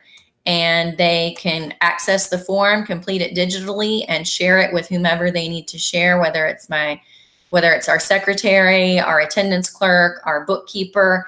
It's all on a shared file, and they can collaboratively complete those formats there and forms, so it saves time and paper. So that's kind of what's on the website. The next one is our parent handbook, and I am not quite completely ready to go live with this, but I am almost there. It's going to be a website similar to where we are with our staff handbook, but it's going to create those same sections where they're going to have their calendar and news, and then they're going to have all of their enrollment forms as well. And that will be, haven't added that yet, but once they get to all of the enrollment forms, attendance forms, all of that, it will be housed here in this section. And then we will have all information we need digitally for students in a spreadsheet, and we can filter that out related to medical needs, related to IEPs and special education, related to anything that we at transportation forms, emergency pickup forms. It will all be in a spreadsheet, so we don't have to carry these giant binders with us in the event that we are moving locations or have to evacuate. We will have it all in the tip of our hands with our phones or iPads, Chromebooks, whatever it is that we have digitally, and it will be much easier to sort and find information. So that is coming soon live. I'm watching my time, so I know I'm going kind of fast, but I want to give you all a quick glance at everything that has saved me mountains and mountains of time to allow me to have further impact in classrooms and interaction with kids and staff. Here, for my personal principal growth plan, you'll see here, I'm going to show you that and how I link up and give my end of cycle surveys to staff. So here's my principal growth plan. I link up all of the data and information here with a short analysis of what that looks like. And then at the end of every cycle, I send out in the Friday Flash, a grading cycle, I should say, for people who aren't with JCPS. We have 9-week grading cycles for elementary school. And that's how I kind of send out a checkpoint for my staff related on my performance. So at the end of every grading cycle, I send out one of these surveys, and it is related to my growth plan, and that is all related to the pillars. So I give them an opportunity to give me some feedback on where I am in each one of my goals and my growth plan.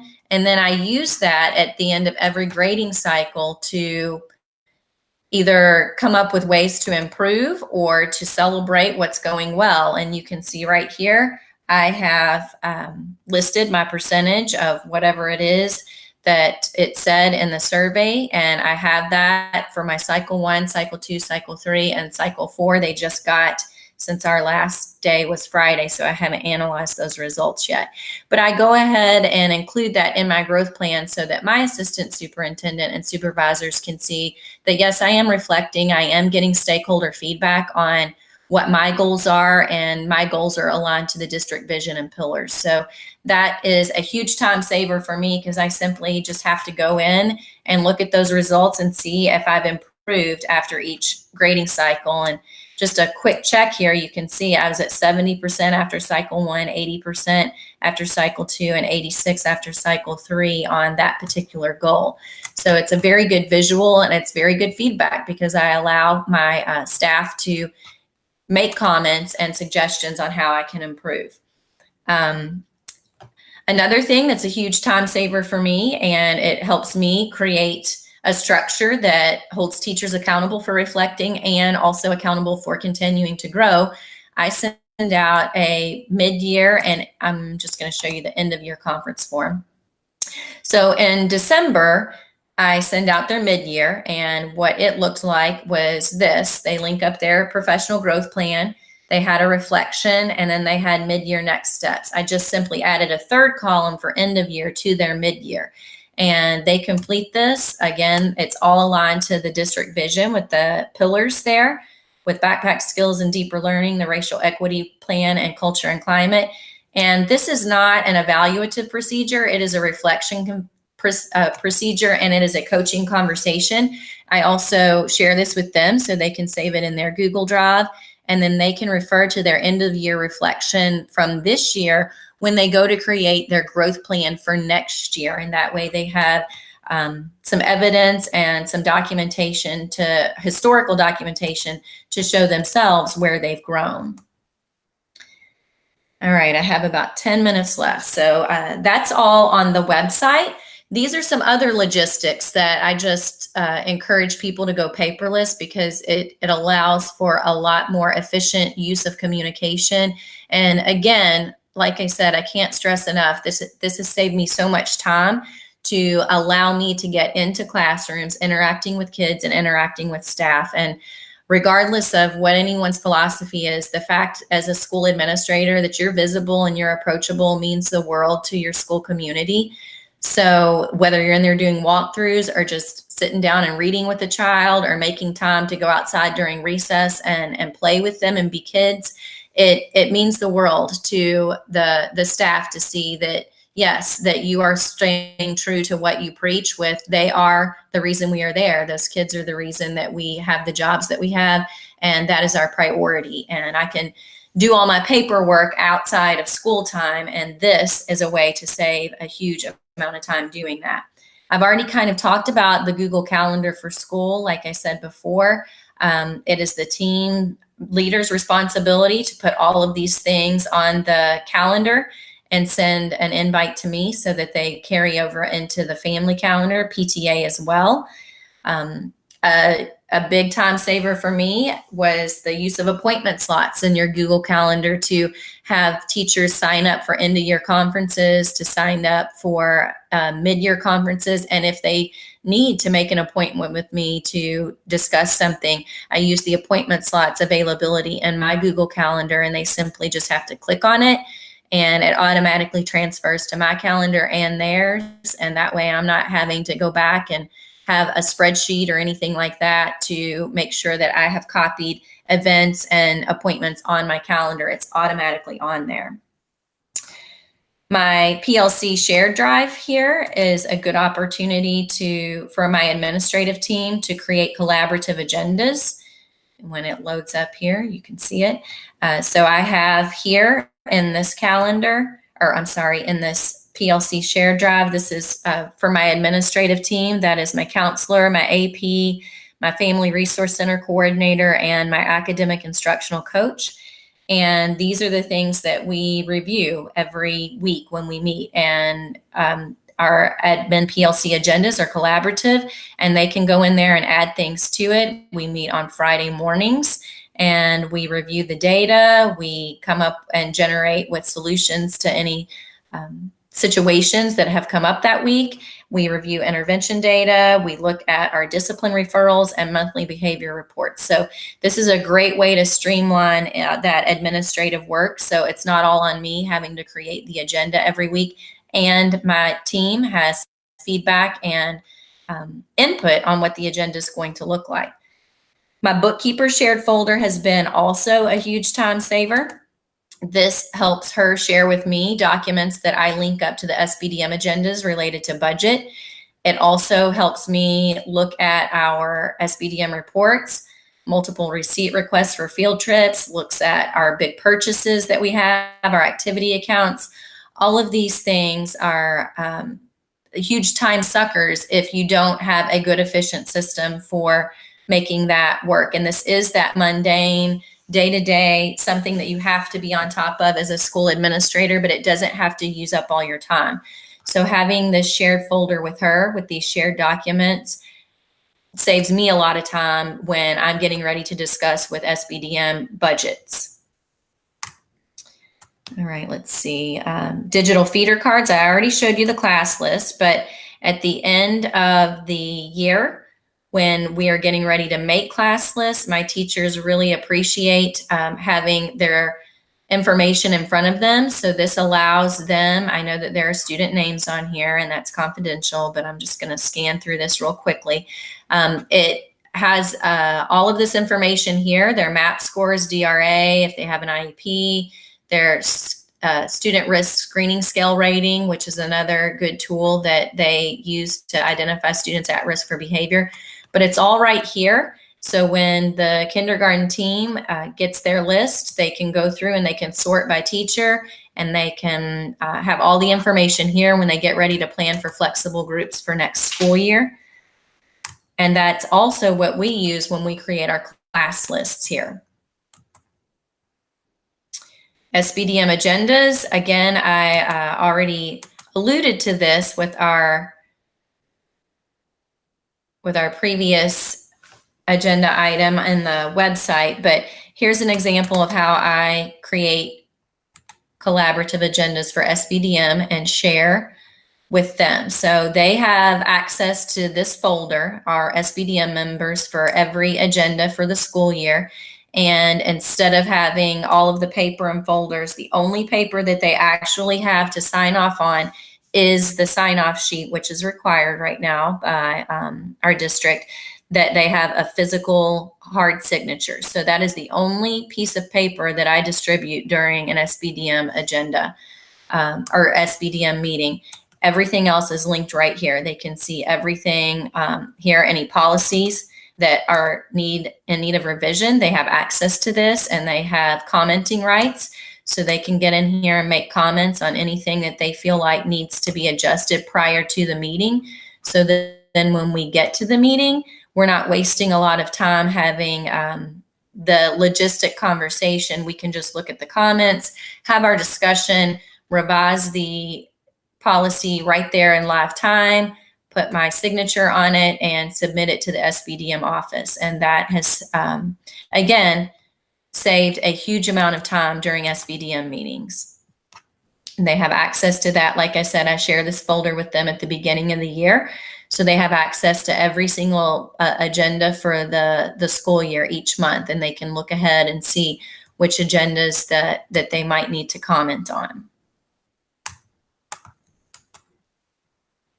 All right, the last thing here that I have, and I think I have 4 minutes left, here's a feedback form. If you want to provide feedback on anything, ask any questions, make sure that you list your email here if you have anything that you want me to get back to you on. I know that oftentimes in these forums, we don't have time to get all of our questions answered, but you're welcome to do that. And you have all of my contact information here. I'm happy to get back with you, share anything you can make a copy of and create and make your own if it's useful and relevant.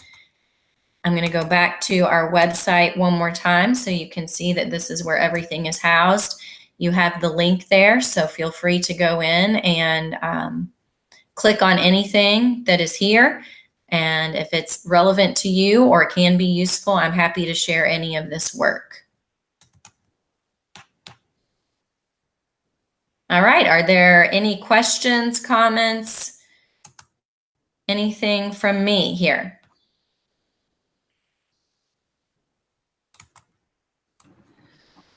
Sheridan, that's awesome. So appreciate you sharing all of that awesomeness. Just kind of looking at the YouTube chat, everybody's just like super thankful for you sharing all of your structures and organization and way that you take back those minutes for making sure that we're using our time and energy for the things that count. I do want to remind everybody, because it's like, I think they're getting flooded with all this information and they're like, it's too much to take in. It's kind of like trying to drink from a fire hydrant, I think. Feel free to use the power of pause. All of this will be uploaded on the YouTube channel and will be there for you to go back to watch. Also, I think I can speak for everybody in our session today. We're connected to you guys. So if you've got follow-up questions, find us on Twitter. Find us, email us, however that we can help you. We're going to be there because we all know that alone we're smart, but together we are brilliant. Get a question. Kelly's asking, can you show really quick on the screenshot how to find all of your slides? Yes, I can do that. So let me share my screen. And I've got, which is, anybody that knows me knows that this is like me, and I'm not proud of it. I've got like a bazillion tabs open. I think that's present to everyone. Yes. You are screen sharing. I want to present to everyone. I think that's, I'll give it it takes a minute for it to catch up. Are we seeing it? Okay. So if you go to the agenda, which you all, I'm sorry, I'm like trying to find, that's my session this afternoon. Does this look familiar? Well, I've got the agenda. That's how you got to the YouTube live links. If you go one down, you'll see us. I'm sure Angela, and this may have already been updated. I've not refreshed mine, but all of our Google slides are linked on there. So if you just click on that, we've opened the sharing settings. And so you can access, and that will be there for you guys. So feel free to go back and look at, I know I will be, Chase's and Sheridan's. I'm like, I need to go back to their slideshow. So feel free to do that. Hope that answered your question. And I think, Angela, are we ready for you?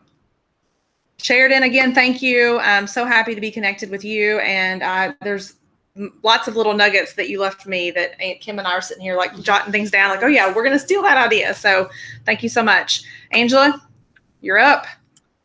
All right.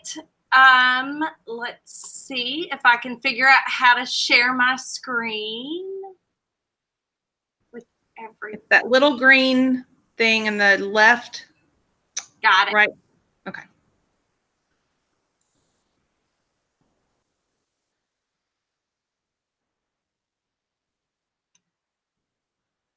There you go. We can see your screen now. Awesome. Okay. Well, first of all, I wanted to, that is not what I wanted to do.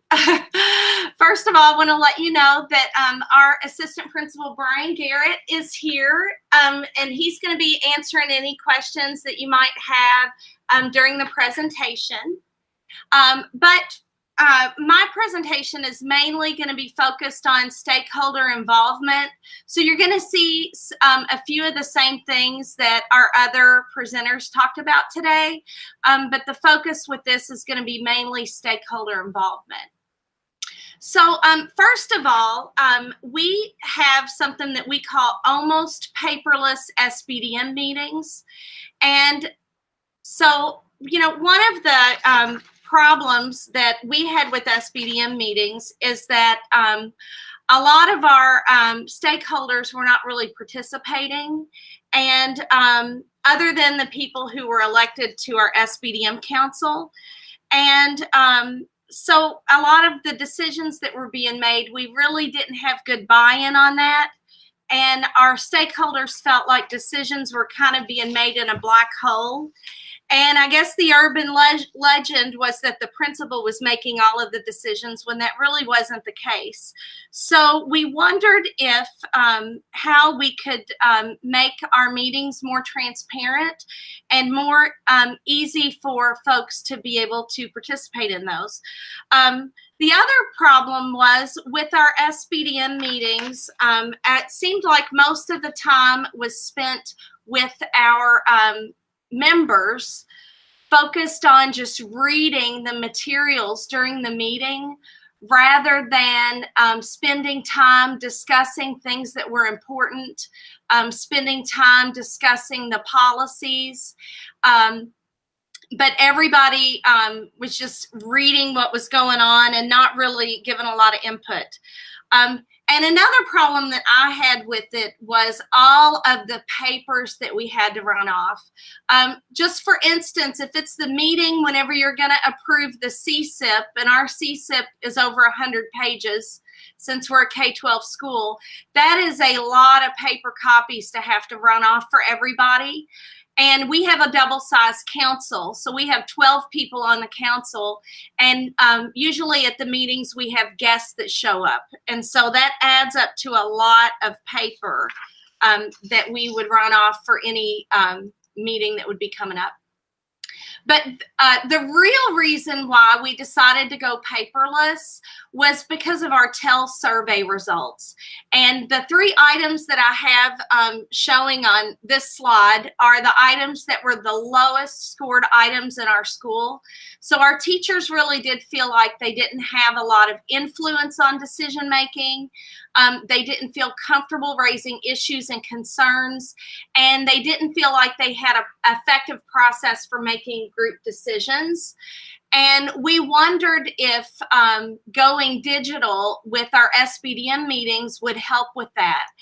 We had just finished the Kentucky Go Digital training that Heather does, and we had our digital infrastructure in place. And so we thought we might take that to the next level, and it might actually impact our school culture in a positive way.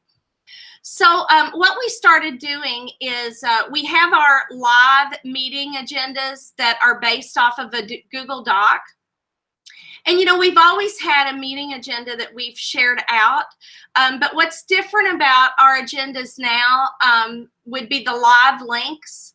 And we try to have most of these live links active at least a week before the meeting so that anyone can come in and actually look at the handouts before the meeting and see what's going to be proposed.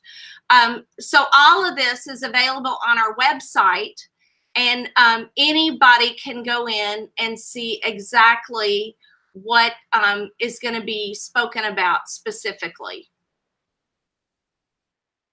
And then we also do all of our budget reports, and those are live links as well.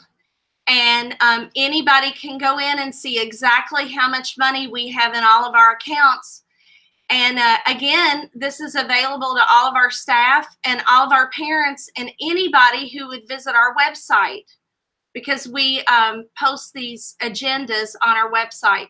So even your school-based accounts, and those are PDFs because that comes from a system that doesn't work well with Excel or with Google Sheets. A coach that doesn't even work in our building now has easy access through these agendas to be able to go in and see how much money they have in their softball account or in their soccer account. They can look at exactly which policies we're going to be reviewing and what changes are being proposed. We'll normally do like a strike through, or we'll highlight things that we're talking about deleting or anything that we're adding. That way everybody can see that before the meeting. And then any field trip approval requests or anything else that's going to be on there that we would normally pass out handouts during the meeting. We just have a link to that, and all of those items are housed on our Spdm Google Team Drive. So as the meeting date gets closer, more of the links go live on the agenda, and most of the links are going to be Google Docs, Sheets, and PDFs. So I've included this meeting for you on the slide deck so that you can check that out. And then I also have 2 other meetings that you can look at. And you can also visit down here at the bottom our Spdm page on our website. And we have all of our dates for our meetings for the year. You can easily contact any of our reps, and we have 12 reps. And we have a PDF copy of every one of our Spdm policies. And those, we always update those within 24 hours of our meeting. We also have our previous agenda available, and then an agenda for an upcoming meeting. And we always leave those on there until the minutes from those meetings are approved. That way, anybody can go back and see what was covered at a last meeting. And so I believe May 22nd was a special called meeting. So it was a very short agenda. We wanted to finish out some policies and have those ready to roll for the next school year. And then we also post our approved minutes within 24 hours of those being approved. That way anybody can go back and see exactly what the discussion was. Another thing that we put in place is caseloads. So we assigned every staff member at our school to an Spdm member, and it is the responsibility of that Spdm member to share out the meeting agenda a week ahead of time in an email to discuss anything that they think is going to be a hot topic, and to solicit feedback from our staff prior to the meeting. And then during the meetings, instead of us spending a lot of time looking at paperwork, we're actually discussing what the feedback was from the staff. So what was the impact of this change? Well, it is a lot easier for me to get ready and organized for the meeting, and it's a lot easier for us to see what we're going to be talking about. Stakeholders know what the topics are, and then just kind of a side item that wasn't really the goal is the amount of paper that we've saved and the amount of toner and the time collating and putting all of those handouts together. And to be honest, most people really don't save those handouts past that meeting. So I think they appreciate having a digital copy of everything in case they want to go back and look at what happened. During the meetings are much more engaging, and we have seen a huge influx on people signing up to speak during the public comment portion of the meeting, either in favor or opposed to items that we are discussing or policies that are being reviewed. And that has been really refreshing. We almost always have somebody that wishes to speak. Another item that we didn't foresee, but has been fantastic, is the ease in revising policies and everyone on the council being able to see that policy being revised, because everybody will have their device at the meeting. And just 2 years ago, I think, whenever we revised a policy, I would write down what the suggestions were, and then I would read that back, and then somebody would say, well, can you repeat that? And it just was very, very cumbersome and inefficient. And with just being able to type in those changes and everybody be able to look at it together and read it together has made a huge difference.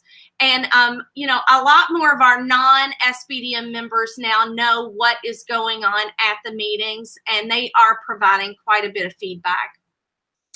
And then after the meetings, it's been a lot easier for me to share out with the staff and with families what happened during the meetings. So a lot of times what I'll do is I'll just copy and paste that meeting agenda into an email, and I'll send that out to the staff, and then I'll just put some comments there as to what some of the discussion was, and whether the policy or the field trip request or something like that was approved. And it's a lot easier for folks to access records of our SBDM meetings. Now, we still have to, because it is Kentucky law, have a hard copy of our meeting documents available at our school for anybody who wants to access those. So after the meeting, I do print a copy of everything, and I put that in a binder in our office so that anybody can access that. And then I also have to scan all of our documents and send that over to our SBDM office. But honestly, it is so much easier to do that than to prepare all of those pieces of paper for a meeting. And our teachers have a lot more awareness, and so do our coaches and sponsors, as to how much money is available in their activity accounts. And that has created a lot less work for our school bookkeeper, because they're able to answer those questions on their own. The other item that I wanted to talk about today, and this is really going to be nothing new, but we crowdsource our school newsletters. And I know that at a lot of the trainings that we've been to, we hear a lot about crowdsourcing, like our announcements, and we do that here. But crowdsourcing the newsletter has just been phenomenal, and we've been able to get a lot more information in there, and be able to actually sustain a newsletter every single week for the entire school year. So I've got a link here to one of our last newsletters that we had. Oh, and it doesn't look like I actually put the link in. So let me skip ahead, and I'll pull one up for you.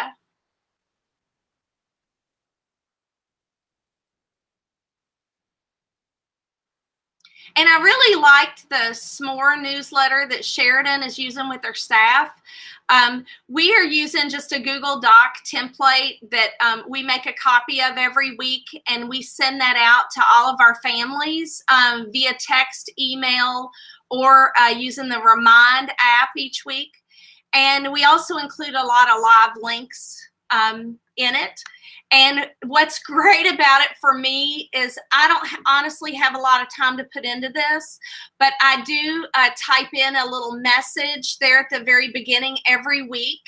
And that's just an easy way for me to be able to communicate with families about what's going on and what's important at our school right now. And then we have our upcoming events. And then we roll into our announcements. And we've got about 5 or 6 different staff members that can put the announcements in. And they have been trained as to what font sizes and that sort of thing. That way it does look consistent. Probably one of the most important sections of our newsletter is this section that says repeat information, because I feel like having a section that has old information there improves readership, because our families know that the beginning of the newsletter is going to be all new information. And if I'm a loyal reader of the newsletter, when I get to the repeat information section, I can stop. If I'm a sporadic reader of the newsletter, then maybe I need to go back and read the entire thing. So we do use a Google Team Drive so that everyone that works on the newsletter has access. And it's very easy. When on Wednesday, after I send the newsletter out, one of our staff members just makes a copy of it and deletes my part of it, and then moves all of the old information over to the repeat information section, and then we start over on the new announcements. We also post a copy of our newsletter each week on our homepage of our website. And so parents can access it there. And so if we have any parents that, still have a flip phone or something like that, they can get on their PC when they get home and access the newsletter in that way. And our website does have it where you can go back and look at old newsletters. So that's really nice. And then we have been using Remind to send out newsletters. However, and that's been fantastic. So a lot of our parents have signed up for that. However, we've gotten word that there is going to be a fee starting this year to use Remind. So we are looking to transition our notifications over to School Messenger. School Messenger is an app that our school district subscribes to. So hopefully we will be able to use that without a whole lot of expense or without a whole lot of trouble with parents switching over to that platform. Remind has been great because we know that most people really don't check email. And in the past, we were sending out a newsletter that was emailed using Infinite Campus, and it was a PDF. And that was problematic because you could almost guarantee that there's going to be some kind of typo or a wrong date or something like that on that newsletter. And just having those as a Google Doc has really made it nice where we can go back and make a change really quickly. So I have a few newsletters there that you can access. You can also access in any of them from the homepage of our website. They're not very sexy. They're very basic, but they get the job done. And it's been really easy for our staff to be able to figure out how to use that. The last item that I wanted to talk to you about was just some of the transitions we've made over the past couple of years in trying to make back to school as digital as possible for our families. So I'm going to take you over to our back to school website. And we just launched this about a month and a half ago for this year. And about a month into the school year, then we will disable this page so it will no longer show up on our school website. But we have actually been able to save thousands and thousands of dollars by not doing any more mailings in regards to back to school. So everything that we do for back to school, we do digitally. And it's taken a while for parents to get used to that, but they absolutely know that this is how we're going to do it. So we have on our website all of our orientations set up, and we're K-12 school, so there are a ton of orientations. And we have our kindergartners come in and do a kindergarten camp, and they do their Brigance assessment before school starts, just so that we aren't losing instructional time with them. And we use Sign Up Genius so that those families are able to pick an appointment time or pick a time for kindergarten camp. And just make all of those, they can sign up for that on their own. And so that's available right on our school website. And they can also cancel their appointments and trade with someone else. So that's really nice because that's not tying up office personnel and trying to make those phone calls like we used to do. It just kind of takes care of itself. We also have on here, we used to do a teacher, parents used to be able to request teachers, and we have now changed that over to where they can no longer request a teacher, but they can provide instructional needs feedback to our school to help us in determining classroom placements for students. So we do have that instructional needs feedback form here on our website, and families were invited to fill that out, and that information was used to help determine class placements. Now, because we do have a lot of new people each year join the Brown School family, we did send out our welcome letters using an Infinite Campus email notification. And then afterward, I posted a copy of each one of our welcome letters here on our website. so that parents could easily access it. Or if we had added new families over the summer, we could direct them to our website to be able to access that. And and what's nice about doing that electronically is that we're able to put live links into the letter, and we're able to direct families to sign up for various events right here on the letter. So that's been wonderful. We have a spot here where families can sign up for remind notifications, and as soon as we get switched over to School Messenger, we will be incorporating that. And then we have all of our information about pickup, signing up for retreats, how to get a parent portal request. All of that is right here for parents. We also do a Google Calendar, and parents can subscribe to that Google Calendar on their phone or on their device so they have quick access. We've got all our medical forms here so that parents can print those out and take those to the physician or get those filled out themselves. And then the last item that we have here is our Easy Pay. And we did that for the first year this year. And I can tell you it wasn't easy for us the first year, but I do feel like it was easy for the parents. And so with Easy Pay, we do collect school fees here, and our families are now able to log on to their Easy Pay account, and they can pay any of those school fees using a debit or credit card online. And then that money is directly deposited into our school activity accounts. So if once we get used to this process, and like this year, it was there was a big learning curve for it. But we're hoping that going forward, it's actually going to be easier for our staff members as well, because it really wasn't that easy this year, but it was really easy for our parents. And you know, we want to be customer service oriented, and so hopefully we are going to get better at that process. And so I think I am finished about 10 minutes early. So we could probably move on to the question portion of the presentation.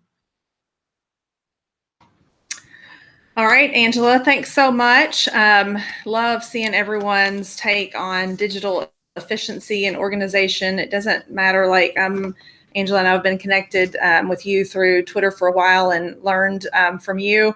And it's just always like when you hear somebody again, it's like picking up those little pieces that I know will make us all better leaders. So thanks so much. All right, so we got time for questions.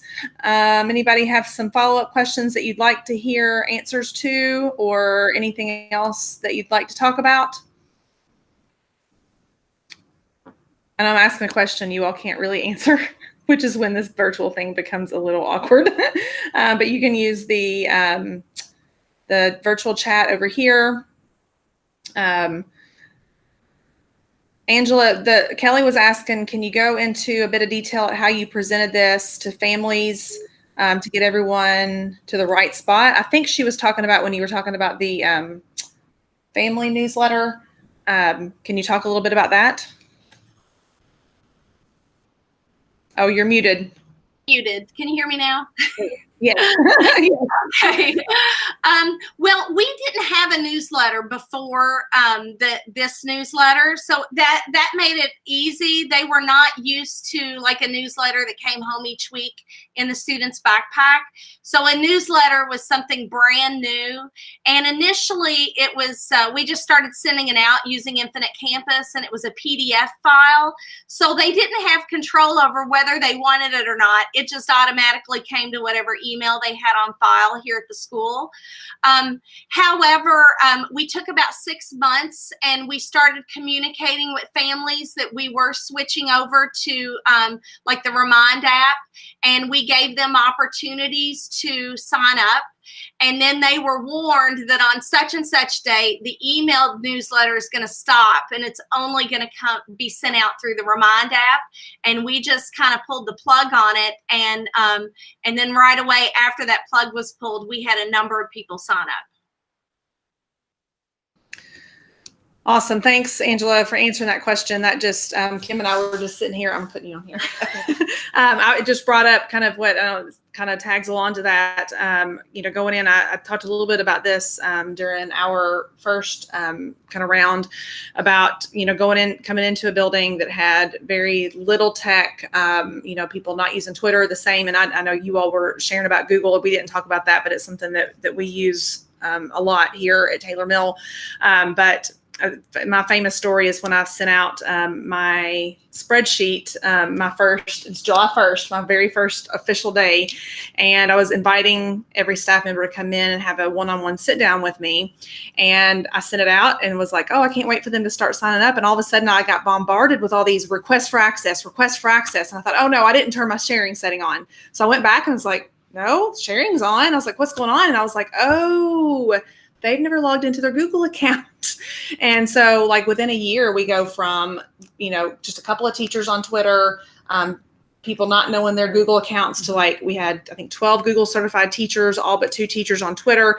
But I think Angela, coming back to what you reminded me of was kind of that idea of like high expectations and soft landings, and kind of that high expectation. I think about the digital staff newsletter that we send out every week. It's a Google slide, it's a template, and we link everything on there. It's one, in fact, I can really quickly, we've got just a few minutes, I'll share it with you. Share that, and I will link this. I know it's not right now, but I will link this in my 1819 Insider. You're going to get to see the ugly version, I guess. So this is, I think, the last one that we sent out. And so it's a slideshow that me and our admin team have edit access to. And so we go on here and add, we have a student survey. Usually I'll put like a little inspirational quote. There's a missing spot right here. This is our little notes page. So if we're in an admin team meeting that week and we're like, oh, we can't forget to put that on the Insider next week, then we'll kind of add that. There's a Google form for our end of the year celebration, checkout list. And then I save that as a PDF. And that's a lot of weeks the only email that our staff gets from me. And they know everything that they need to know for the week is there. And I know it's been a little bit of a long way to go about that. But I think when I started that, I said what Angela said. I eased the staff into that. I did some paper copies and the digital, but I let them know by Christmas the paper's going away and it's going to be all digital. So kind of having those high expectations, but having soft landings that transitions everyone into it. All right. Any other questions out there that we can answer for you while you've got us here? Let's see, any on there?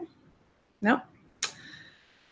Yeah, I like what Brian said. It does make a difference when you remove the other options. And they, when they do that, they realize that, oh, wow, this really is a more efficient and collaborative way to do that. So, yeah, that's funny.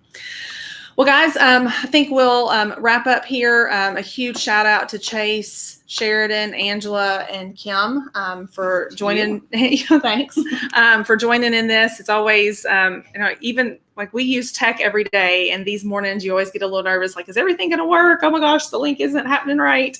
And so really appreciate you guys sharing your genius with each of us.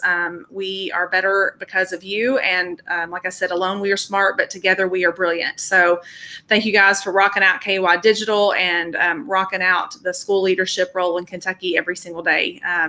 We appreciate you and go enjoy some lunch, and we'll see you back for the PM sessions at 12:30.